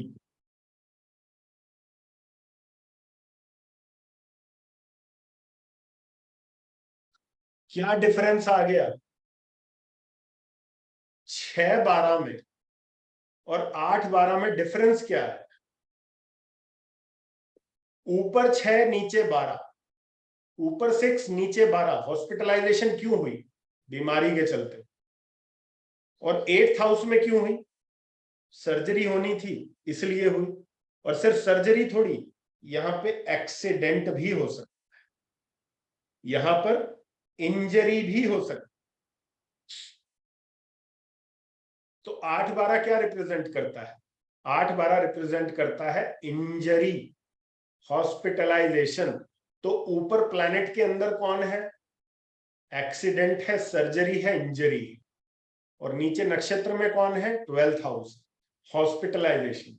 इसका मतलब क्या हुआ कि मून के पीरियड में ये व्यक्ति सर्जरी के चलते या एक्सीडेंट के चलते या इंजरी के चलते हॉस्पिटलाइज हुआ।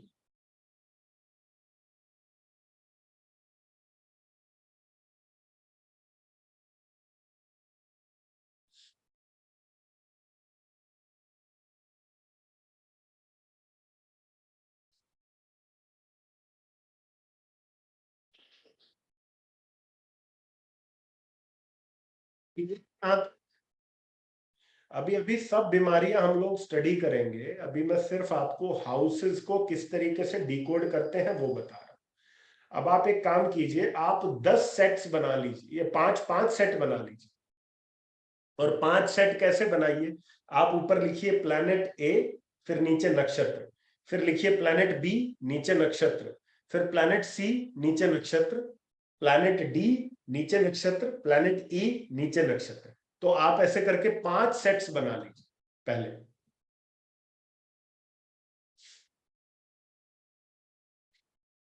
प्लैनेट ए, नीचे नक्षत्र, खाली छोड़ दीजिए, फिर प्लैनेट बी, नीचे नक्षत्र, खाली छोड़ दीजिए, सी खाली, डी खाली, ई खाली।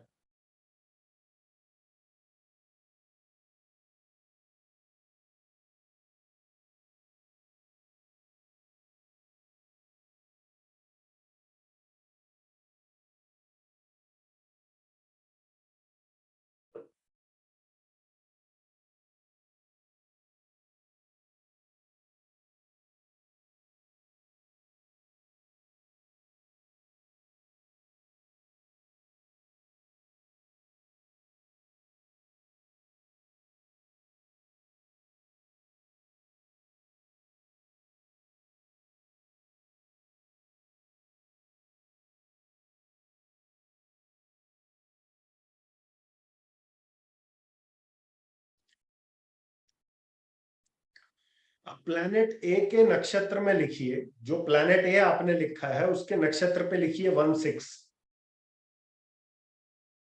प्लैनेट ए के नीचे नक्षत्र में लिखिए 1-6।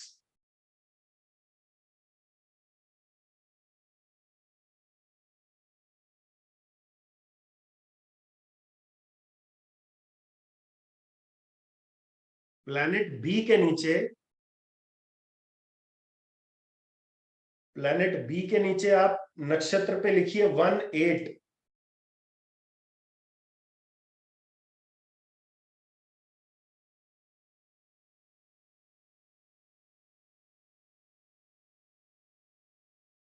प्लैनेट सी के आगे लिखिए 1-6-8। प्लैनेट सी के नक्षत्र पे, ये सारे नंबर्स आपने नक्षत्र लेवल पे लिखने हैं। प्लैनेट ए के आगे लिखिए 16 नक्षत्र के आगे, प्लैनेट बी में लिखिए नक्षत्र के आगे 18, प्लैनेट सी में आप नक्षत्र के आगे लिखिए 168, और प्लैनेट डी में नक्षत्र के आगे लिखिए 1812,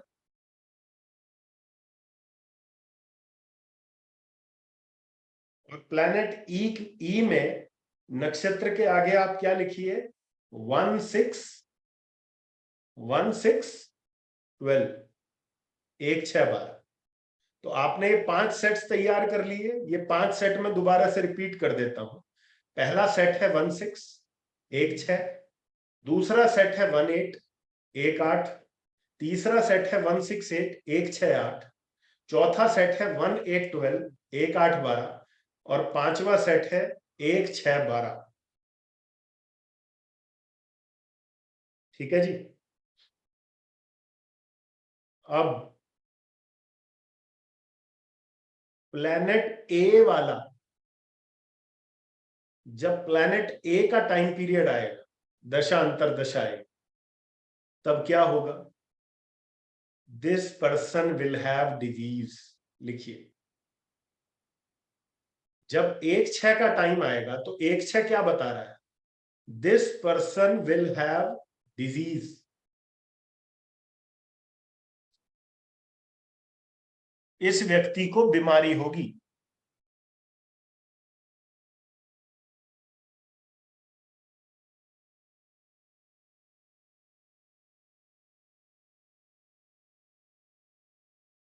प्लैनेट बी में क्या होगा?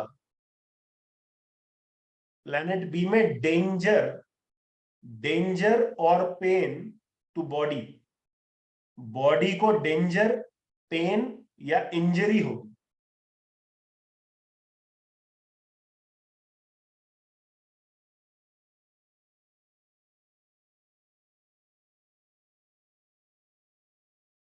पेन होगा, इंजरी होगी।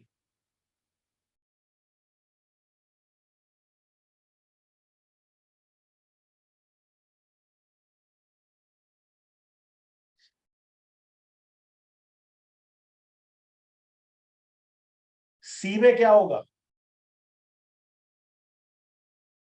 सी वाले को क्या होगा? सी वाले को बीमारी होगी और बीमारी के चलते सर्जरी भी होगी।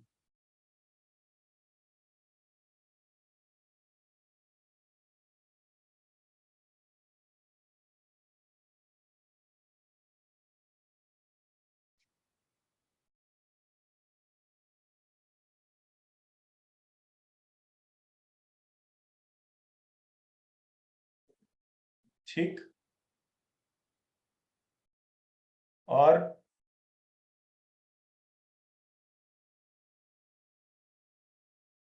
डी वाले को क्या होगा? डी वाले को बीमारी नहीं होगी, उसके साथ क्या होगा?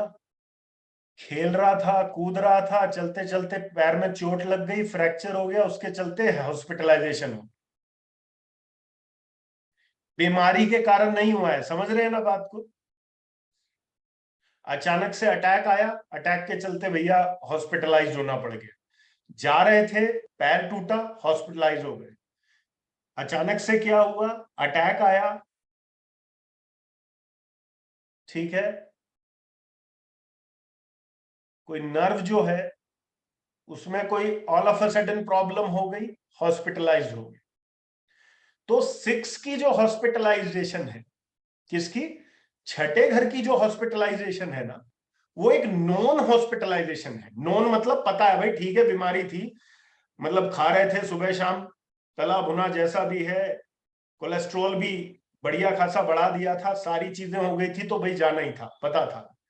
लेकिन 8वें में पता नहीं है, सब बढ़िया है, आराम से आदमी बैठा है, बैठे बैठे अटैक आया, हॉस्पिटलाइज्ड।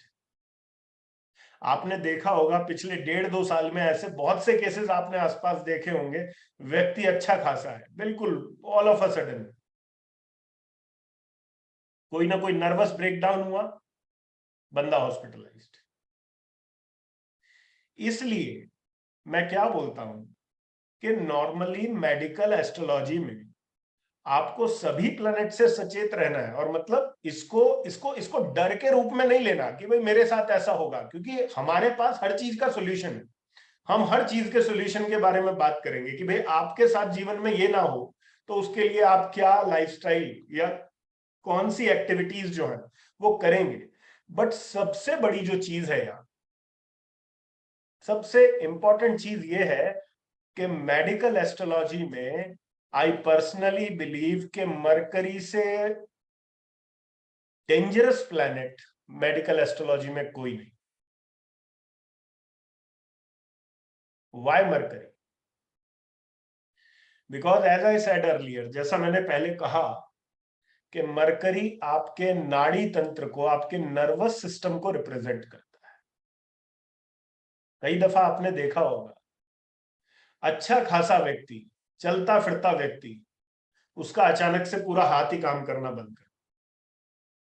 अच्छा खासा व्यक्ति, उसका एक पैर जो है वो कंप्लीटली मतलब काम करना बंद कर देता है। जिसको हम एक बहुत नेचुरल सी लैंग्वेज में बोलते हैं, किसी का भी अचानक से अंग भंग हो जाए। ठीक है, उसका अंग जो है वो भंग हो, काम नहीं कर रहा। ये किस केस में होता है? ये सब मरकरी के केस में होता है। इसलिए जितने पैरालिसिस के केसेस हैं वो सारे मरकरी से ड्रिवन है। इसलिए इसलिए जब आप किसी पत्रिका को देख रहे हैं, जब किसी पत्रिका को देख रहे हैं, अब आप एक काम करिए,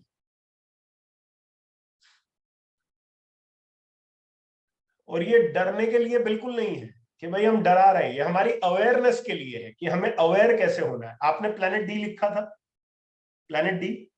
अब आप प्लेनेट डी के आगे मरकरी लिखो।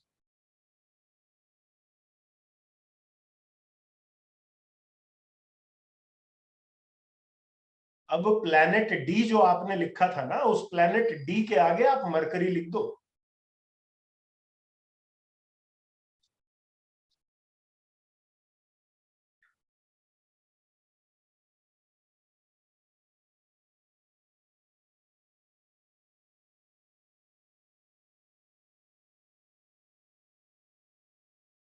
क्या होगा इस व्यक्ति के साथ में?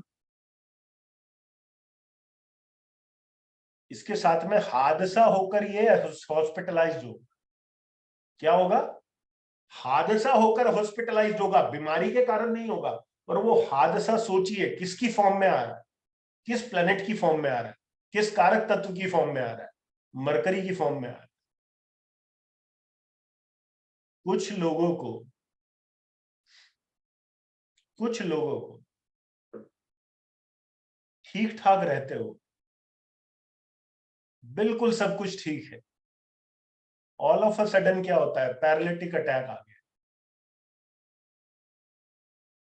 कुछ लोगों को बिल्कुल ठीक रहते रहते नर्वस ब्रेकडाउन हो गया जी।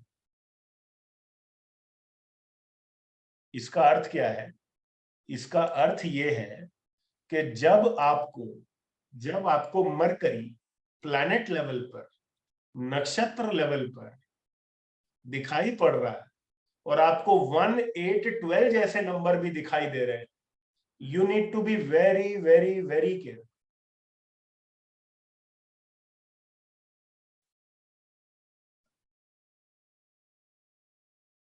अब बात वही उठती है कि क्या हम डेस्टिनी को बदल रहे हैं? नहीं, हम ना डेस्टिनी बदल रहे हैं, ना हमारी इतनी हैसियत है कि हम डेस्टिनी बदल पाए।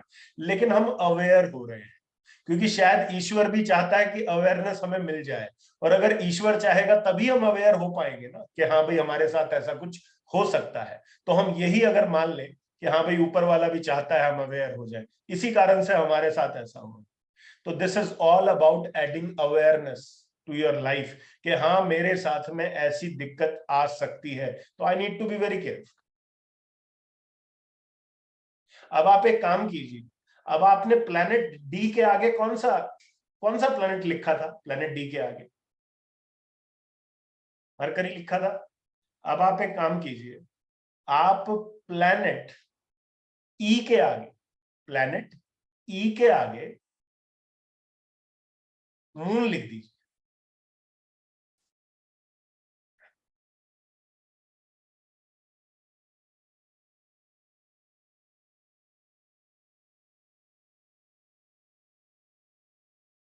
प्लैनेट ई के आगे मून लिख दीजिए।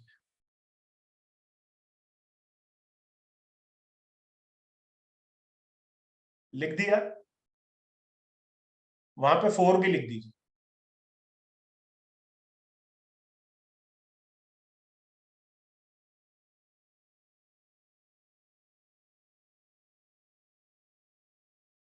देश काल पात्र को ध्यान में रखते हुए आज के दिन में, और फीमेल्स को ध्यान में रखते हुए, उनकी ओवरऑल हेल्थ को ध्यान में रखते हुए, this is becoming one of the most dangerous planet nowadays. कौन? चंद्रमा। क्यों? Because it can give breast cancer, the most common cancer. क्यों? अब देखिए कि ब्रेस्ट कैंसर को रिप्रेजेंट, चेस्ट एरिया है, चेस्ट एरिया को कौन रिप्रेजेंट करेगा? चौथा घर रिप्रेजेंट करेगा, ठीक है। वहां पे प्लैनेट आ गया कौन? मून। नीचे कौन कौन आ गया? बीमारी आ गई वहां पर, हॉस्पिटलाइजेशन आ गया वहां पर, आपकी स्वयं की अपनी बॉडी आ गई। This is again very dangerous combination. अब एक काम कीजिए, अब प्लैनेट डी, जिसके आगे आपने प्लैनेट डी में मरकरी लिखा था, मतलब जुपिटर लिख दीजिए।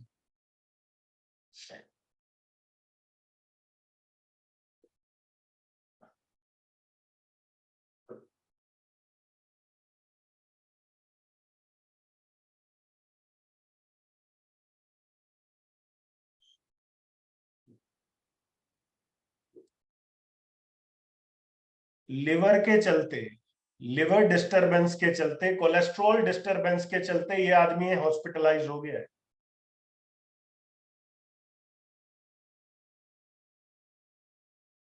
आप देखिए, एस्ट्रोलॉजी में you can not change the destiny of a person, but you can bring some positivity and value to someone's life. किसी की लाइफ में वैल्यू जरूर आप ऐड कर दोगे, ये बात की गारंटी है।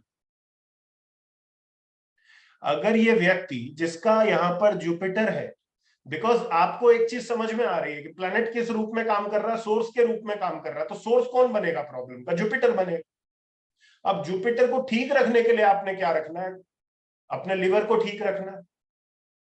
अब जो लोग आज की डेट में अपनी फूड हैबिट्स को तैयार करते हैं कि भाई मुझे ये खाना है या नहीं, ये नहीं खाना है, उसका चुनाव आप न्यूट्रिशन वाले पे छोड़ दीजिए। जो डाइटिशियन है, आप खुद देख लीजिए आप क्या खा सकते या आप क्या खा के सही। कोई बड़ी बात नहीं है। मान लीजिए आपने ये डिकोड कर लिया कि भाई मेरी बॉडी जो है इस समय कफ प्रधान है, तो आप देख लीजिए कि कफ को न्यूट्रलाइज करने वाले फूड्स कौन से हैं। आपको लगता है कि मेरी बॉडी जो है वो पित्त प्रधान है, तो पित्त को ठीक रखने वाले फूड्स कौन से हैं। आपको लगता है कि मेरी बॉडी जो है वात प्रधान है, तो वात के लिए हम कौन से फूड यूज कर सकते हैं।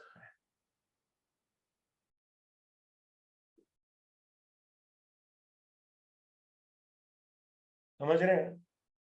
क्योंकि क्या है कि आपकी शरीर की जो प्रधानता है वो ये डिफाइन करेगी कि किस तरीके से आपने अपनी सिलेक्शन करनी है। क्योंकि अगर कोई वात प्रधान व्यक्ति है, सोच के देखिए, कोई वात प्रधान व्यक्ति है और वो वात रिलेटेड फूड खा रहा है। वात रिलेटेड फूड आपको देखने को मिलेगा हमारे हिंदुस्तान में। जब भी कोई रेस्टोरेंट जाता है और वो बंदा वेजिटेरियन है, तो दो डिशें जो हैं, वो दो डिश जो है वो 90% लोगों का एक फेवरेट होती है। वो ऑर्डर करते करते हैं, क्या जी एक शाही पनीर दे दो, एक दाल मखनी दे, राइट। पूरे इंडिया का ये कॉमन फैक्टर है। मतलब 2-3 चीजें, खासकर नॉर्थ इंडिया में तो पक्का है कि कोई भी रेस्टोरेंट में जाएगा, चल भाई पहले वो पूरा खंगा लेंगे, मेन्यू को सब कुछ करेंगे, बाद में कहेंगे अरे भाई कोई बात नहीं, चलो एक शाही पनीर एक दाल मखनी है। तो शाही पनीर तक तो ठीक था, but what is dal makhani? Dal makhani basically किसकी बनती है? उड़द की बनती है, काले उड़द। क्या है काला उड़द? काला उड़द क्या करता है? वात प्रवृत्ति को बढ़ाता है। अगर आपका टाइम पीरियड चल रहा है किसका? सैटर्न का। आपका टाइम पीरियड चल रहा है राहु का।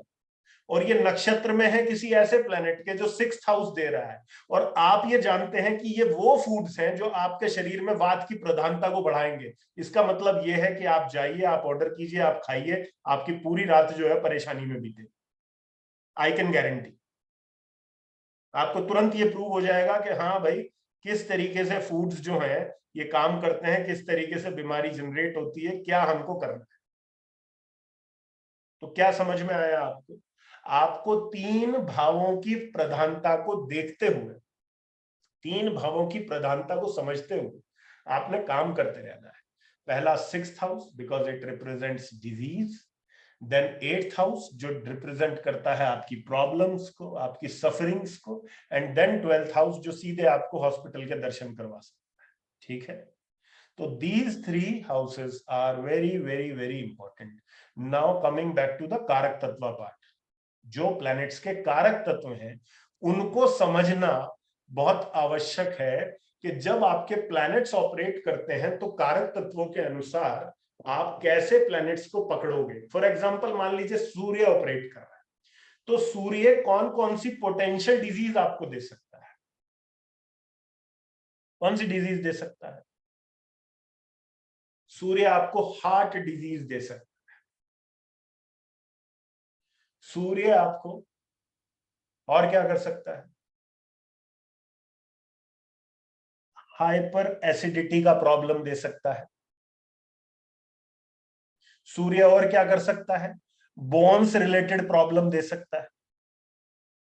इसलिए जब आप सूर्य की दशा से गुजर रहे होते हो और आपको उसके स्क्रिप्ट में, यानी कि प्लैनेट और नक्षत्र लेवल पर ये सब नंबर्स आपको दिख रहे होते हैं, जिन नंबर्स को हमने अभी अभी देखा, तो आपको समझ में आएगा, व्यक्ति कहने लगता है अरे यार कुछ भी खाता हूं ना तो जलता है।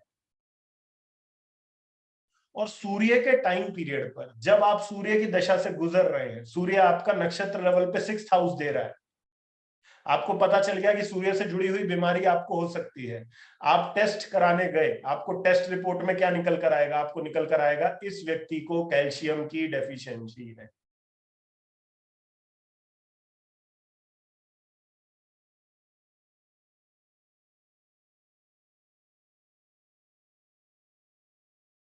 इस व्यक्ति को हार्ट प्रॉब्लम हो सकती है। अब जब तक आपका सूर्य नक्षत्र लेवल पर 6 घर से जुड़ा है, 6ठे घर से जुड़ा हुआ है, तब तक आपको इतना सचेत नहीं होना है। लेकिन जैसे ही ये 6ठा घर किससे कनेक्ट हो गया? 8वें से कनेक्ट हो गया, 12वें से कनेक्ट हो गया, you need to be very careful. आपको बहुत सचेत हो जाना है। क्यों? क्योंकि अब डिजीज जो है वो आगे, अगर वो 8 से जुड़ गई है तो वो क्या धारण कर रही है? वो एक पेनफुल रूप धारण कर रही है, वो एक क्रॉनिक रूप धारण कर रही है।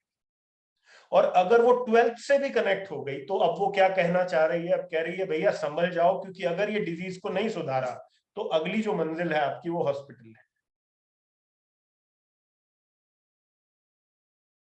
तो सूर्य के केस में आप मेनली 3 चीजों पर फोकस कीजिए। हाइपर एसिडिटी ना हो इसका ध्यान रखिए, अपने कैल्शियम को चेक रखिए। और ये तो मेडिकली प्रूवन है, जो लोग सूर्य नमस्कार करते हैं या सुबह सुबह सन गेजिंग करते हैं, उनकी बॉडी के अंदर कैल्शियम की जो कमी है वो पूरी होने लगती है। प्रूवन है, मेडिकली प्रूवन है, इसको मैं नहीं प्रूव कर। ठीक, अब चंद्रमा पर आ जाइए कि मान लीजिए आप चंद्रमा है आपका, तो चंद्रमा किस किस तरीके की डिजीज आपको देगा? यदि आप चंद्रमा की दशा से अभी गुजर रहे हैं, एट प्रेजेंट आपकी चल रही है, तो कौन सी शिकायतें आप लेकर आएंगे? सबसे कॉमन प्रॉब्लम क्या है चंद्रमा के टाइम पीरियड पर जो मैक्सिमम लोग जिससे गुजर रहे होते हैं? नींद नहीं आती, टाइम से सोना नहीं हो पाता है, इनसोम्निया।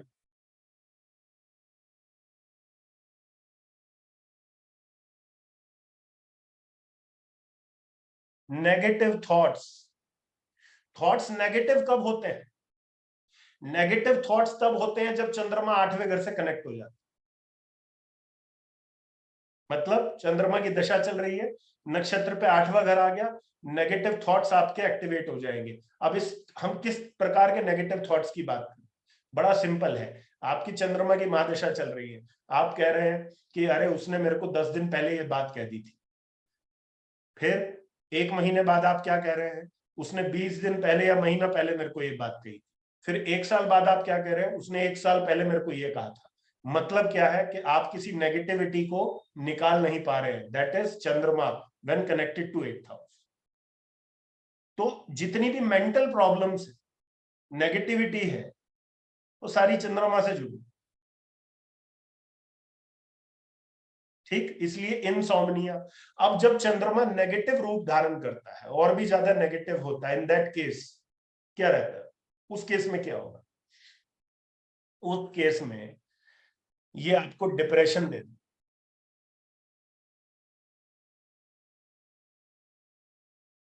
उस केस में ये आपको एंजाइटी दे देगा। उस केस के अंदर ये आपको क्या देगा,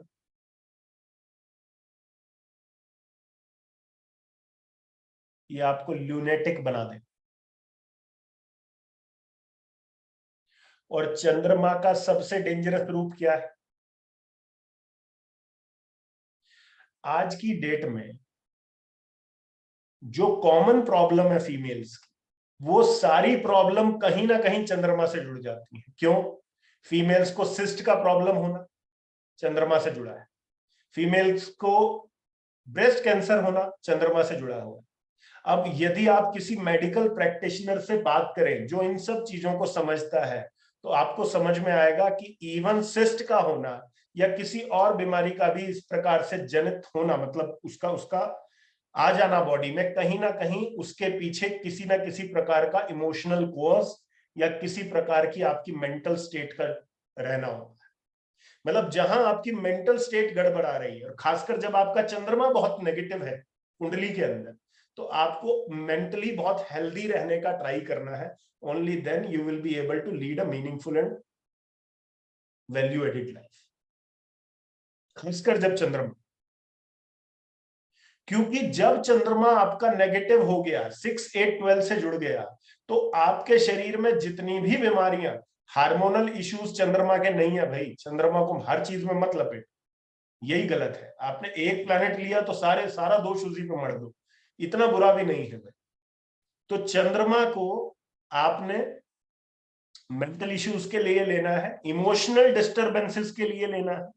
जो लोग इमोशनल स्टेबल नहीं रह पाते, आपने देखा होगा ना, कई लोग आपको अजीब सा बिहेव करते दिखेंगे। आपको वो 5 मिनट पहले लग रहा है कि यार ये तो बड़ा खुश है, और 5 मिनट बाद आप मिले उससे, आप बोले अब क्या हो गया अचानक से, 5 मिनट पहले तो तुम्हारी ये कंडीशन थी, अब क्या है? आपको चंद्रमा डिस्टर्ब। ठीक, अरे थायराइड भी चंद्रमा का नहीं है मेरे भाई, रुक जाइए। मैं कवर कर रहा हूं जो मेजर चीज है, आप रुक जाइए। अगर मेरे पास हो सका, अभी मैंने कोई ऐसी लिस्ट बनाई नहीं है, बट अगर मेरे पास कोई लिस्ट रही तो मैं वो लिस्ट जो है शेयर कर दूंगा, यूट्यूब पे शेयर करूं या अपने फेसबुक ग्रुप पर शेयर करूं, मैं कर दूंगा आप लोगों से शेयर, उसको देख लीजिए। तो बेसिकली क्या है, अब मंगल पर आ जाए। मंगल क्या करता है?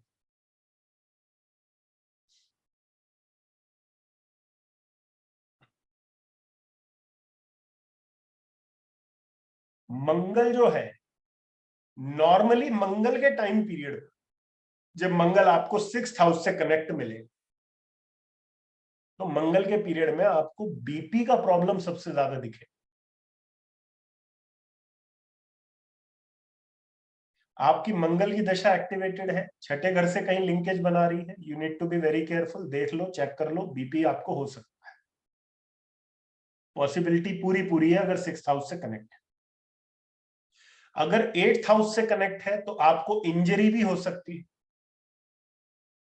और सर्जिकल इंटरवेंशन होने के पूरे चांसेस जो है वो मंगल बना देता है, जब मंगल 8th और 12th हाउस से कनेक्ट करता है, बिकॉज मंगल अपने आप में सर्जरी का कारक।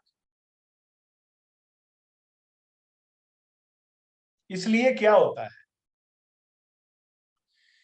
कि मंगल जो है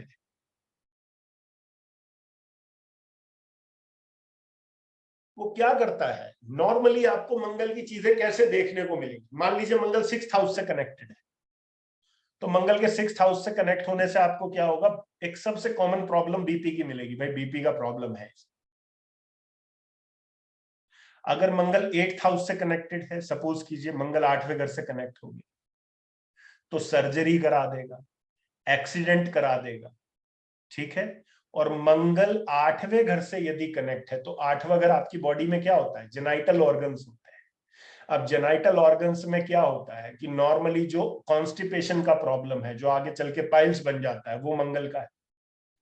जिन फीमेल्स को अपने जो नेचुरल साइकिल के अंदर प्रॉब्लम आती है बहुत ज्यादा, क्योंकि ये एक नेचुरल प्रोसेस है, लेकिन कुछ फीमेल्स को अनबेरेबल पेन होता है, मतलब ठीक है सबके लिए पेनफुल है, बट कुछ फीमेल्स को अनबियरेबल पेन होता है, या कह लीजिए ब्लड लॉस बहुत ज्यादा होता है। वो किस केस में होगा, जब उसको मंगल 8th हाउस से कनेक्ट मिलेगा, बिकॉज मंगल ब्लड है और 8th हाउस क्या है, जेनाइटल ऑर्गन। ठीक है, तो मंगल के केस में आपको इंजरीज होती है, इंजरीज के साथ साथ चोटें लगती हैं, ठीक है। और जो आपकी बॉडी पर कट्स के निशान होते हैं, वुंड्स के निशान होते हैं, वो सारे मंगल।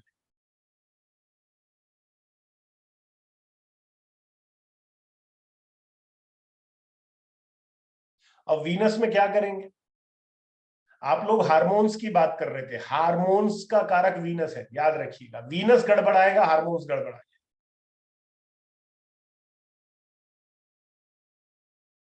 वीनस गड़बड़ाएगा, किडनी गड़बड़ाएगा।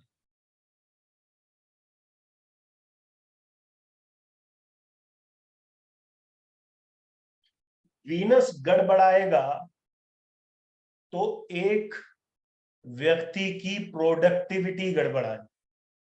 अब प्रोडक्टिविटी से क्या अर्थ है, प्रोडक्टिविटी से अर्थ है उस प्रोडक्ट का जिस प्रोडक्ट के द्वारा एक संतान का जन्म होता है। तो व्यक्ति के केस में वो स्पर्म काउंट को दिखा रहा है, फीमेल के केस में वो ओवम को शो कर रहा है। तो दिस इज वीनस। तो वीनस अगर नेगेटिव है, या वीनस के अंदर बहुत ज्यादा नेगेटिविटी है, 6-12, 6-8 इस तरीके की है, तो ये प्रोडक्टिविटी को शो कर, ठीक है। इसलिए जो एसटीडीज होती हैं, सेक्सुअली ट्रांसमिटेड डिजीज जिसको हम बोलते हैं, या सेक्सुअल डिजीज जो और प्रकार की, उसमें वीनस का रोल सर्वप्रथम। थायराइड जो है वो भी वीनस के कारण ही, ठीक है।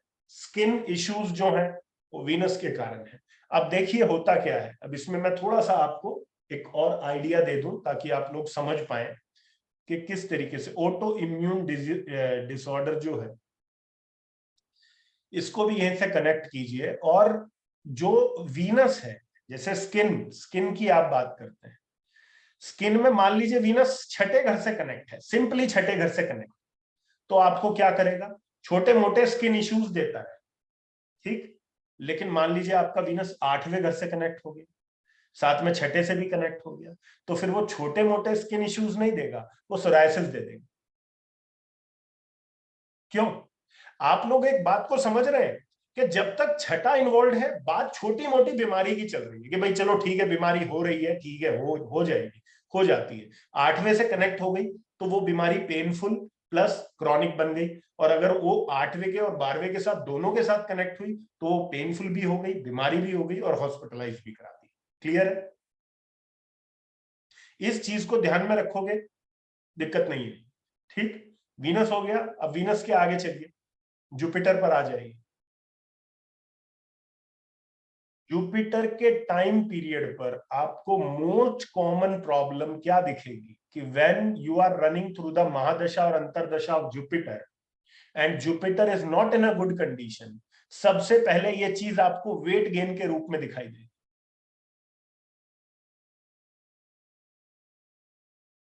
और अगर आपका जुपिटर 6-8 से कनेक्ट है, 6-12 से कनेक्ट है, तो ये सिर्फ आपके लिए वेट गेन नहीं है, ये आपके लिए एक बहुत बड़ी बीमारी का इंडिकेशन है, जो आगे चल के आपको समझ में आए क्या हो रहा है। और जैसा मैंने कहा, अरे भैया रेमेडी बताएंगे यार, आज तो कम से कम पहले पकड़ तो लो डिजीज को, रेमेडी तो बाद में करना। आप लोग अभी पता है किस कंडीशन में हो, अभी आप उस कंडीशन में हो कि कोई आदमी ना पैरासिटामोल खा रहा है। क्यों खा रहे हो जी, मेरे को डर है कल को मेरे को बुखार ना हो जाए, ठीक है। थोड़ा सा कॉमन सेंस यूज करेंगे, पहले चीजों को पकड़ेंगे और उसको पकड़ने के बाद में फिर चीजें करेंगे, ऐसे नहीं होगा। ठीक, चलिए, तो हम जुपिटर की बात कर रहे थे। जुपिटर के केस में जब जुपिटर 6, 8, 12 इस तरीके से कनेक्टिविटी बनाता है, या जुपिटर की महादशा और अंतरदशा में आपको जुपिटर 6 से कनेक्ट दिख रहा है, 8 से कनेक्ट दिख रहा है, आप सामने वाले के चार्ट में कुछ कहो ना कहो, उसको बोलो जा अपना कोलेस्ट्रॉल लेवल चेक करा के आ, तेरा कोलेस्ट्रॉल बढ़ा हुआ है। वो बोलेगा नहीं नहीं नहीं नहीं बढ़ा हुआ। आप बोलो बढ़ा हुआ है, जाके चेक करा के, वो बढ़ा हुआ मिलेगा। आपको पूछना नहीं है, आपको बताना है।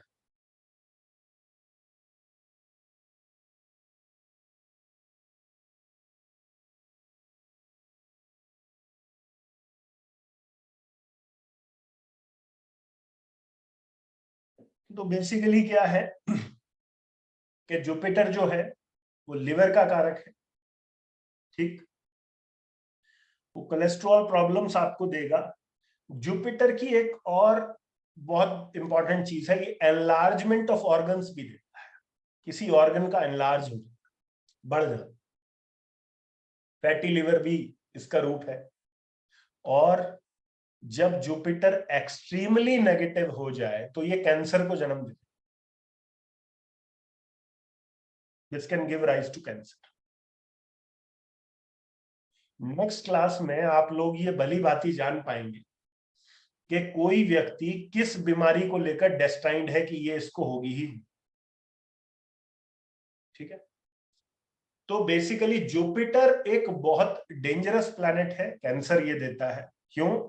क्योंकि कैंसर का एक स्वरूप कैसा है, कैंसर के अंदर आपने देखा होगा कि सेल्स के अंदर क्या होता है, मल्टीप्लिकेशन होती है, वो बढ़ती जाती है बढ़ती जाती है। तो मल्टीप्लिकेशन ऑफ कैंसर सेल्स जो होती हैं, वो मल्टीप्लिकेशन कौन कराता है? वो जुपिटर कराता है।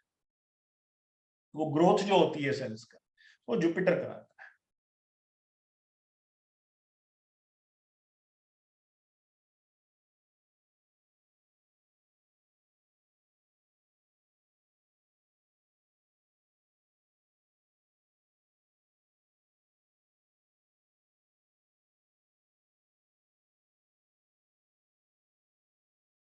अब आ जाइए सैटर्न पर।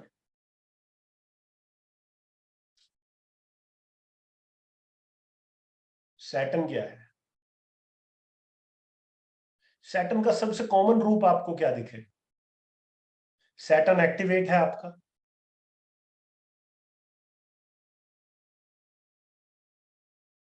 आधे लोग ऐसे ही हाँ कर रहे हो, चाहे एक्टिवेट नहीं है तब भी। मैं पूछ रहा हूं, अगर किसी का सैटर्न एक्टिवेट है दशा या अंतरदशा, ठीक, वो 6th हाउस दे रहा है, 8th हाउस दे रहा है, 12th हाउस दे रहा है। सैटर्न का एक बहुत कॉमन फिनोमिना क्या है? वो है डर।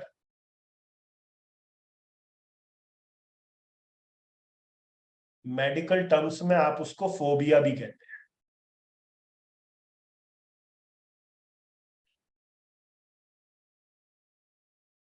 ठीक, सैटर्न सबसे पहले आपके अंदर एक फोबिया डालता है। क्या फोबिया डालता है? आप जिससे भी मिलते हो उससे कैसी बात कहते हो? आप कहते हो मैं तो ठीक हो ही नहीं सकता, मैं तो ठीक रह ही नहीं सकता, मेरा इलाज ही नहीं हो सकता। क्यों? आपके अंदर कहीं ना कहीं ये फोबिया जो है सैटर्न डाल देगा कि you can not be cured, आपको ठीक नहीं किया जा सकता। That is Saturn.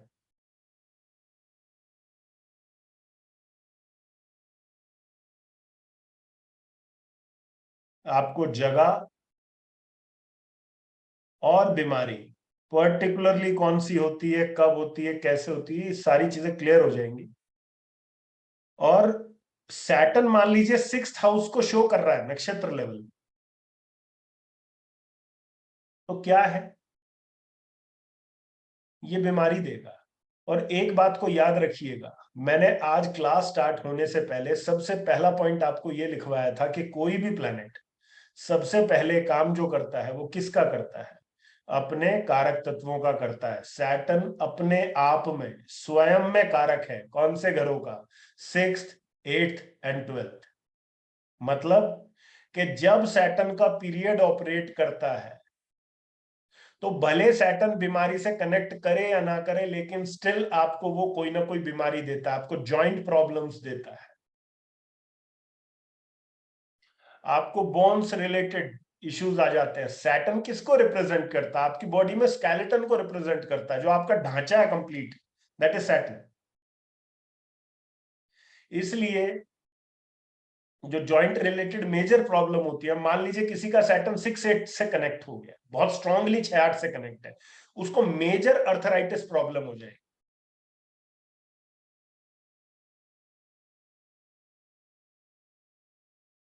Again going back to the basics, Saturn कौन सा त्रिदोष रिप्रेजेंट करता है? वात, पित्त या कफ?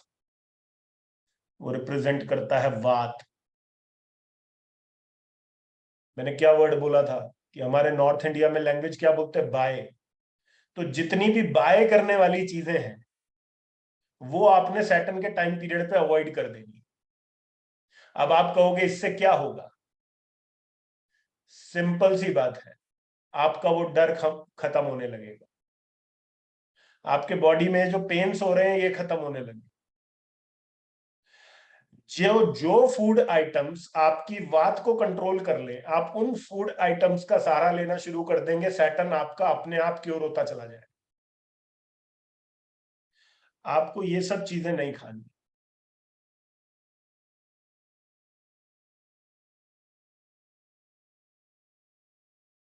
ठीक है, लाइक न्यूट्रिशन का कोर्स करेंगे एक अलग से ना, क्या खाना है क्या पीना है, ठीक है, कोई बात नहीं। आई प्रॉमिस यू ऑल कि वात पित्त कफ के लिए आपको क्या डाइट फॉलो करनी है, नेक्स्ट क्लास में मैं आप लोगों के साथ में शेयर कर दूंगा, और आप लोग भी उसको आगे शेयर करेंगे। और जिस किसी को भी शेयर करेंगे, चाहे आप प्रोफेशनली कर रहे हो, कुछ भी कर रहे हो, उसका आप कुछ चार्ज नहीं करेंगे, ये मैं आपसे रिक्वेस्ट करता हूँ। ठीक है, तो इस चीज का ध्यान रखिएगा। और क्या है कि सैटर्न कवर हो गया, मरकरी पर आ जाए।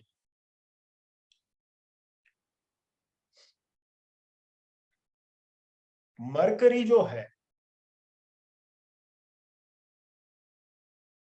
वो सर्वप्रथम किस चीज का कारक है?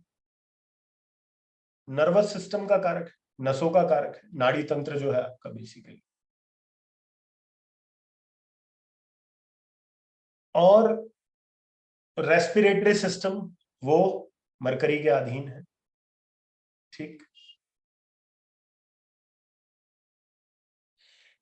इनसोमनिया का एक कारक मरकरी भी है।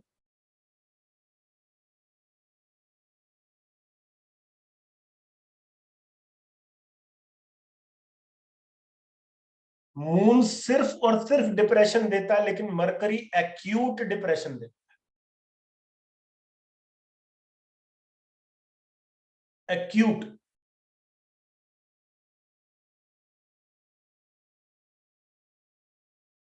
कैसा? मान लीजिए मरकरी 8th हाउस से कनेक्ट है, मरकरी बुद्धि है ना आपकी, और 8th हाउस कैसा है? पेन है। तो आपकी बुद्धि क्या सोचना शुरू कर देगी? अरे मेरी कहीं डेथ तो नहीं हो जाएगी, अरे मेरे साथ में ये तो नहीं हो जाएगा। आपको हल्का सा चेस्ट में पेन होगा, आपको चेस्ट का पेन क्या लगने लगेगा? आपको कैंसर तो नहीं हो गया? आजकल तो ये बहुत आम हो रहा है, आदमी को जरा सा कुछ होता है, क्योंकि ये बीमारी जो है ना, पहले पहले क्या था, बड़ी रेयर आपको देखने को मिलती थी, अब कॉमन हो गई है। तो जो आदमी 8th हाउस लेकर चलता है, और खासकर मरकरी जैसे प्लैनेट से 8th हाउस को कनेक्ट करके चलता है, तो उसको ये नेगेटिव ख्याल आना, इस तरीके के ख्याल आना, ये लाजमी है। तो मरकरी के केस में you need to be very careful. ठीक है, और खासकर जब आपका मरकरी बहुत नेगेटिव हाउसेस के साथ कनेक्ट है, कि आपका 6, 8, 12 तीनों के साथ में मरकरी कनेक्ट हो गया, तो इन दैट केस काफी चैलेंजेस आपको देखने को मिलेंगे। ठीक है, हालांकि इन सब चीजों से कैसे बाहर आना है, कौन कौन सी वो करनी है, सब तरह की रेमेडीज के बारे में हम बात करेंगे। बट एटलीस्ट आपको ये अवेयरनेस होनी चाहिए कि अगर मरकरी इन हाउसेस से कनेक्ट है तो वो किस तरीके की प्रॉब्लम्स आपको देगा। ठीक है। स्किज़ोफ्रेनिया भी, हाँ, मून मरकरी दोनों से कनेक्ट रखता है। ठीक है। तो मतलब बेसिकली एक वर्ड हम यूज करते हैं ना, सनकीपना किसी व्यक्ति का, साइकोनेस जिसको बोलते हैं, वो साइकोनेस मून मरकरी दोनों में आ जाती है। बट मरकरी की प्रॉब्लम थोड़ी सी ज्यादा है, बिकॉज मरकरी जो है ना वो आपका इंटेलेक्ट भी है, आपकी बुद्धि काम करनी बंद कर देती है when mercury is very bad in your chart. या आप कह लीजिए कि मरकरी जो है वो आपकी इंटेलिजेंस को नेगेटिव डायरेक्शन में ले जाता है। आपको हर चीज ना नेगेटिवली आप उसको जो है अज्यूम करना शुरू कर देते। साइकोसोमैटिक डिसऑर्डर, देखिए जितनी भी प्रॉब्लम्स हैं, जितनी भी डिजीज होती है, अगर कोई होम्योपैथी को समझेगा तो होम्योपैथी के अंदर तो ये बोला ही जाता है और ये कहा जाता है कि हर डिजीज के पीछे कोई ना कोई इमोशनल कॉज है, कहीं ना कहीं आपकी मेंटल कंडीशन। ठीक है। तो मरकरी बेसिकली एपिलेप्सी को भी रिप्रेजेंट करता है। ठीक। नर्वस ब्रेकडाउन जैसी प्रॉब्लम्स जो है वो मरकरी की हैं। मरकरी की मोस्ट कॉमन प्रॉब्लम क्या है जो कहीं भी आपको देखने को मिल जाती है आज की डेट में? Cervical issues.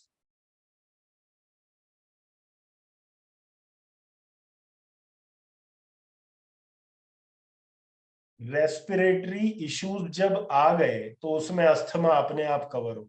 आप लोग लिख रहे हैं ना जो अस्थमा, वो यहीं पे है।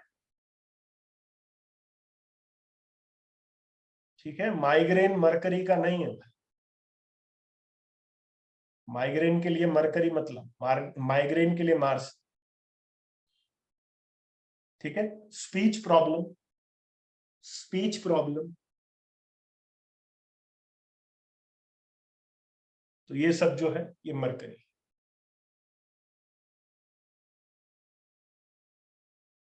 तो आज आपने ये सब चीजें जो स्टडी की हैं, इसको पूरा हफ्ता जो है प्रैक्टिस कीजिएगा अच्छे से अपने चार्ट पर, बाकी लोगों के चार्ट पर। तो जितना आप प्रैक्टिस करेंगे ना, उतना आपको बारीकी पता चलेगी कि हाँ, बीमारी, पेन, हॉस्पिटलाइजेशन, ये आपको किस प्रकार देखने को मिलती हैं, किस तरीके से देखने को मिलती है। राहु केतु के केस में, सॉरी, राहु केतु को और लिख लीजिएगा। राहु केतु जिस राशि में बैठते हैं उस राशि लॉर्ड की स्थिति जो है वो बेसिकली राहु केतु को जोड़ देती है। मान लीजिए राहु किसी का मरकरी के साइन में बैठा हुआ है तो मरकरी के तरीके से बिहेव करेगा। केतु अगर जुपिटर के साइन में बैठा हुआ है तो it will behave as you are running through the दशा ऑफ जुपिटर, राइट। और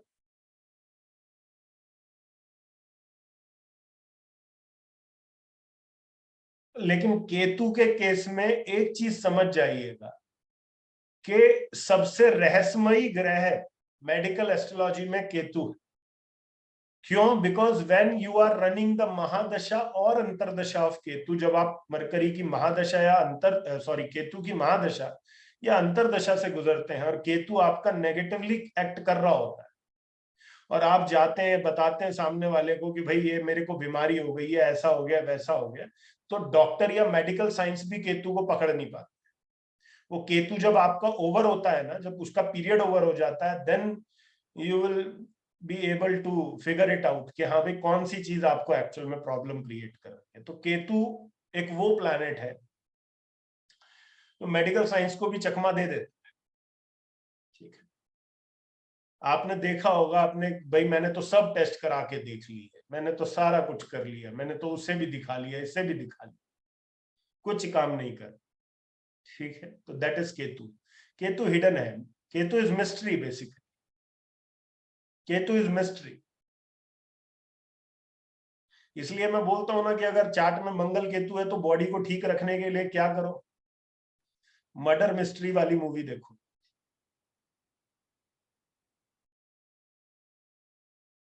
they will keep you bodily fit.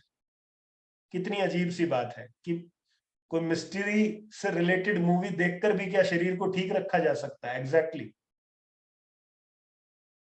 क्योंकि वो आपके थॉट प्रोसेस को, आपके माइंड को, मिस्ट्री को डिकोड करने वाला बना देता है। आपके इमोशंस जो है उस तरीके से काम करना शुरू कर देते हैं। And once your emotions are balanced, your body becomes. ठीक है, क्लियर हो गया? किस बीमारी में क्या करना चाहिए हम सबके बारे में बात करेंगे। ठीक है, आज के लिए जो आपने सीखा है इसको चार्ट्स पर लगाइए, प्रैक्टिस कीजिएगा। नेक्स्ट टाइम हम डेस्टाइन्ड डिजीज की बात करेंगे, यानी कि आप कौन सी डिजीज को लेकर डेस्टाइन्ड है, मतलब आपको ये बीमारी होगी, वो कैसे समझ में आए। तो नेक्स्ट टाइम हम उसके बारे में बात करेंगे। ठीक है, अगर हमारे पास नेक्स्ट क्लास में समय रहा तो हम जो उपाय करने हैं या जो आपको लाइफस्टाइल बैलेंसिंग करनी है किसी की, उसके बारे में बात करेंगे। अगर नेक्स्ट में नहीं कर पाए तो उससे नेक्स्ट क्लास में मैं आप लोगों को बताऊंगा। ठीक है, तो आप लोग जो है वो इसको कर सकते हैं। और आप में से कुछ लोग पूछ रहे थे, जैसे पहले भी आप में से कई लोगों ने मेरे पास ये क्वेरी डाली थी कि मैं आपको कोई ऐसा प्रिडिक्टिव सिस्टम दे दूं जिसमें आपको किसी भी चीज की जरूरत ना पड़े, ना मोबाइल की जरूरत पड़े, ना गैजेट की जरूरत पड़े। तो मैं आपको बता दूं कि ऐसा सिस्टम जो है RKP सिस्टम मैंने इन्वेंट किया हुआ है। वो फ्री क्लास जो है वो पड़ी हुई है, पूरा कोर्स जो है फ्री कोर्स रखा हुआ है jyotishvedanghub.com पे। उस पे जाना, उस पे रजिस्टर करना, पूरे कोर्स को देख लेना। You will be able to predict everything without any computer, without any panchang, without any soft. ठीक है जी, तो आज के लिए इतना था। नेक्स्ट टाइम फिर बात करेंगे, तब तक के लिए शुभ रात्रि, जय श्री राम।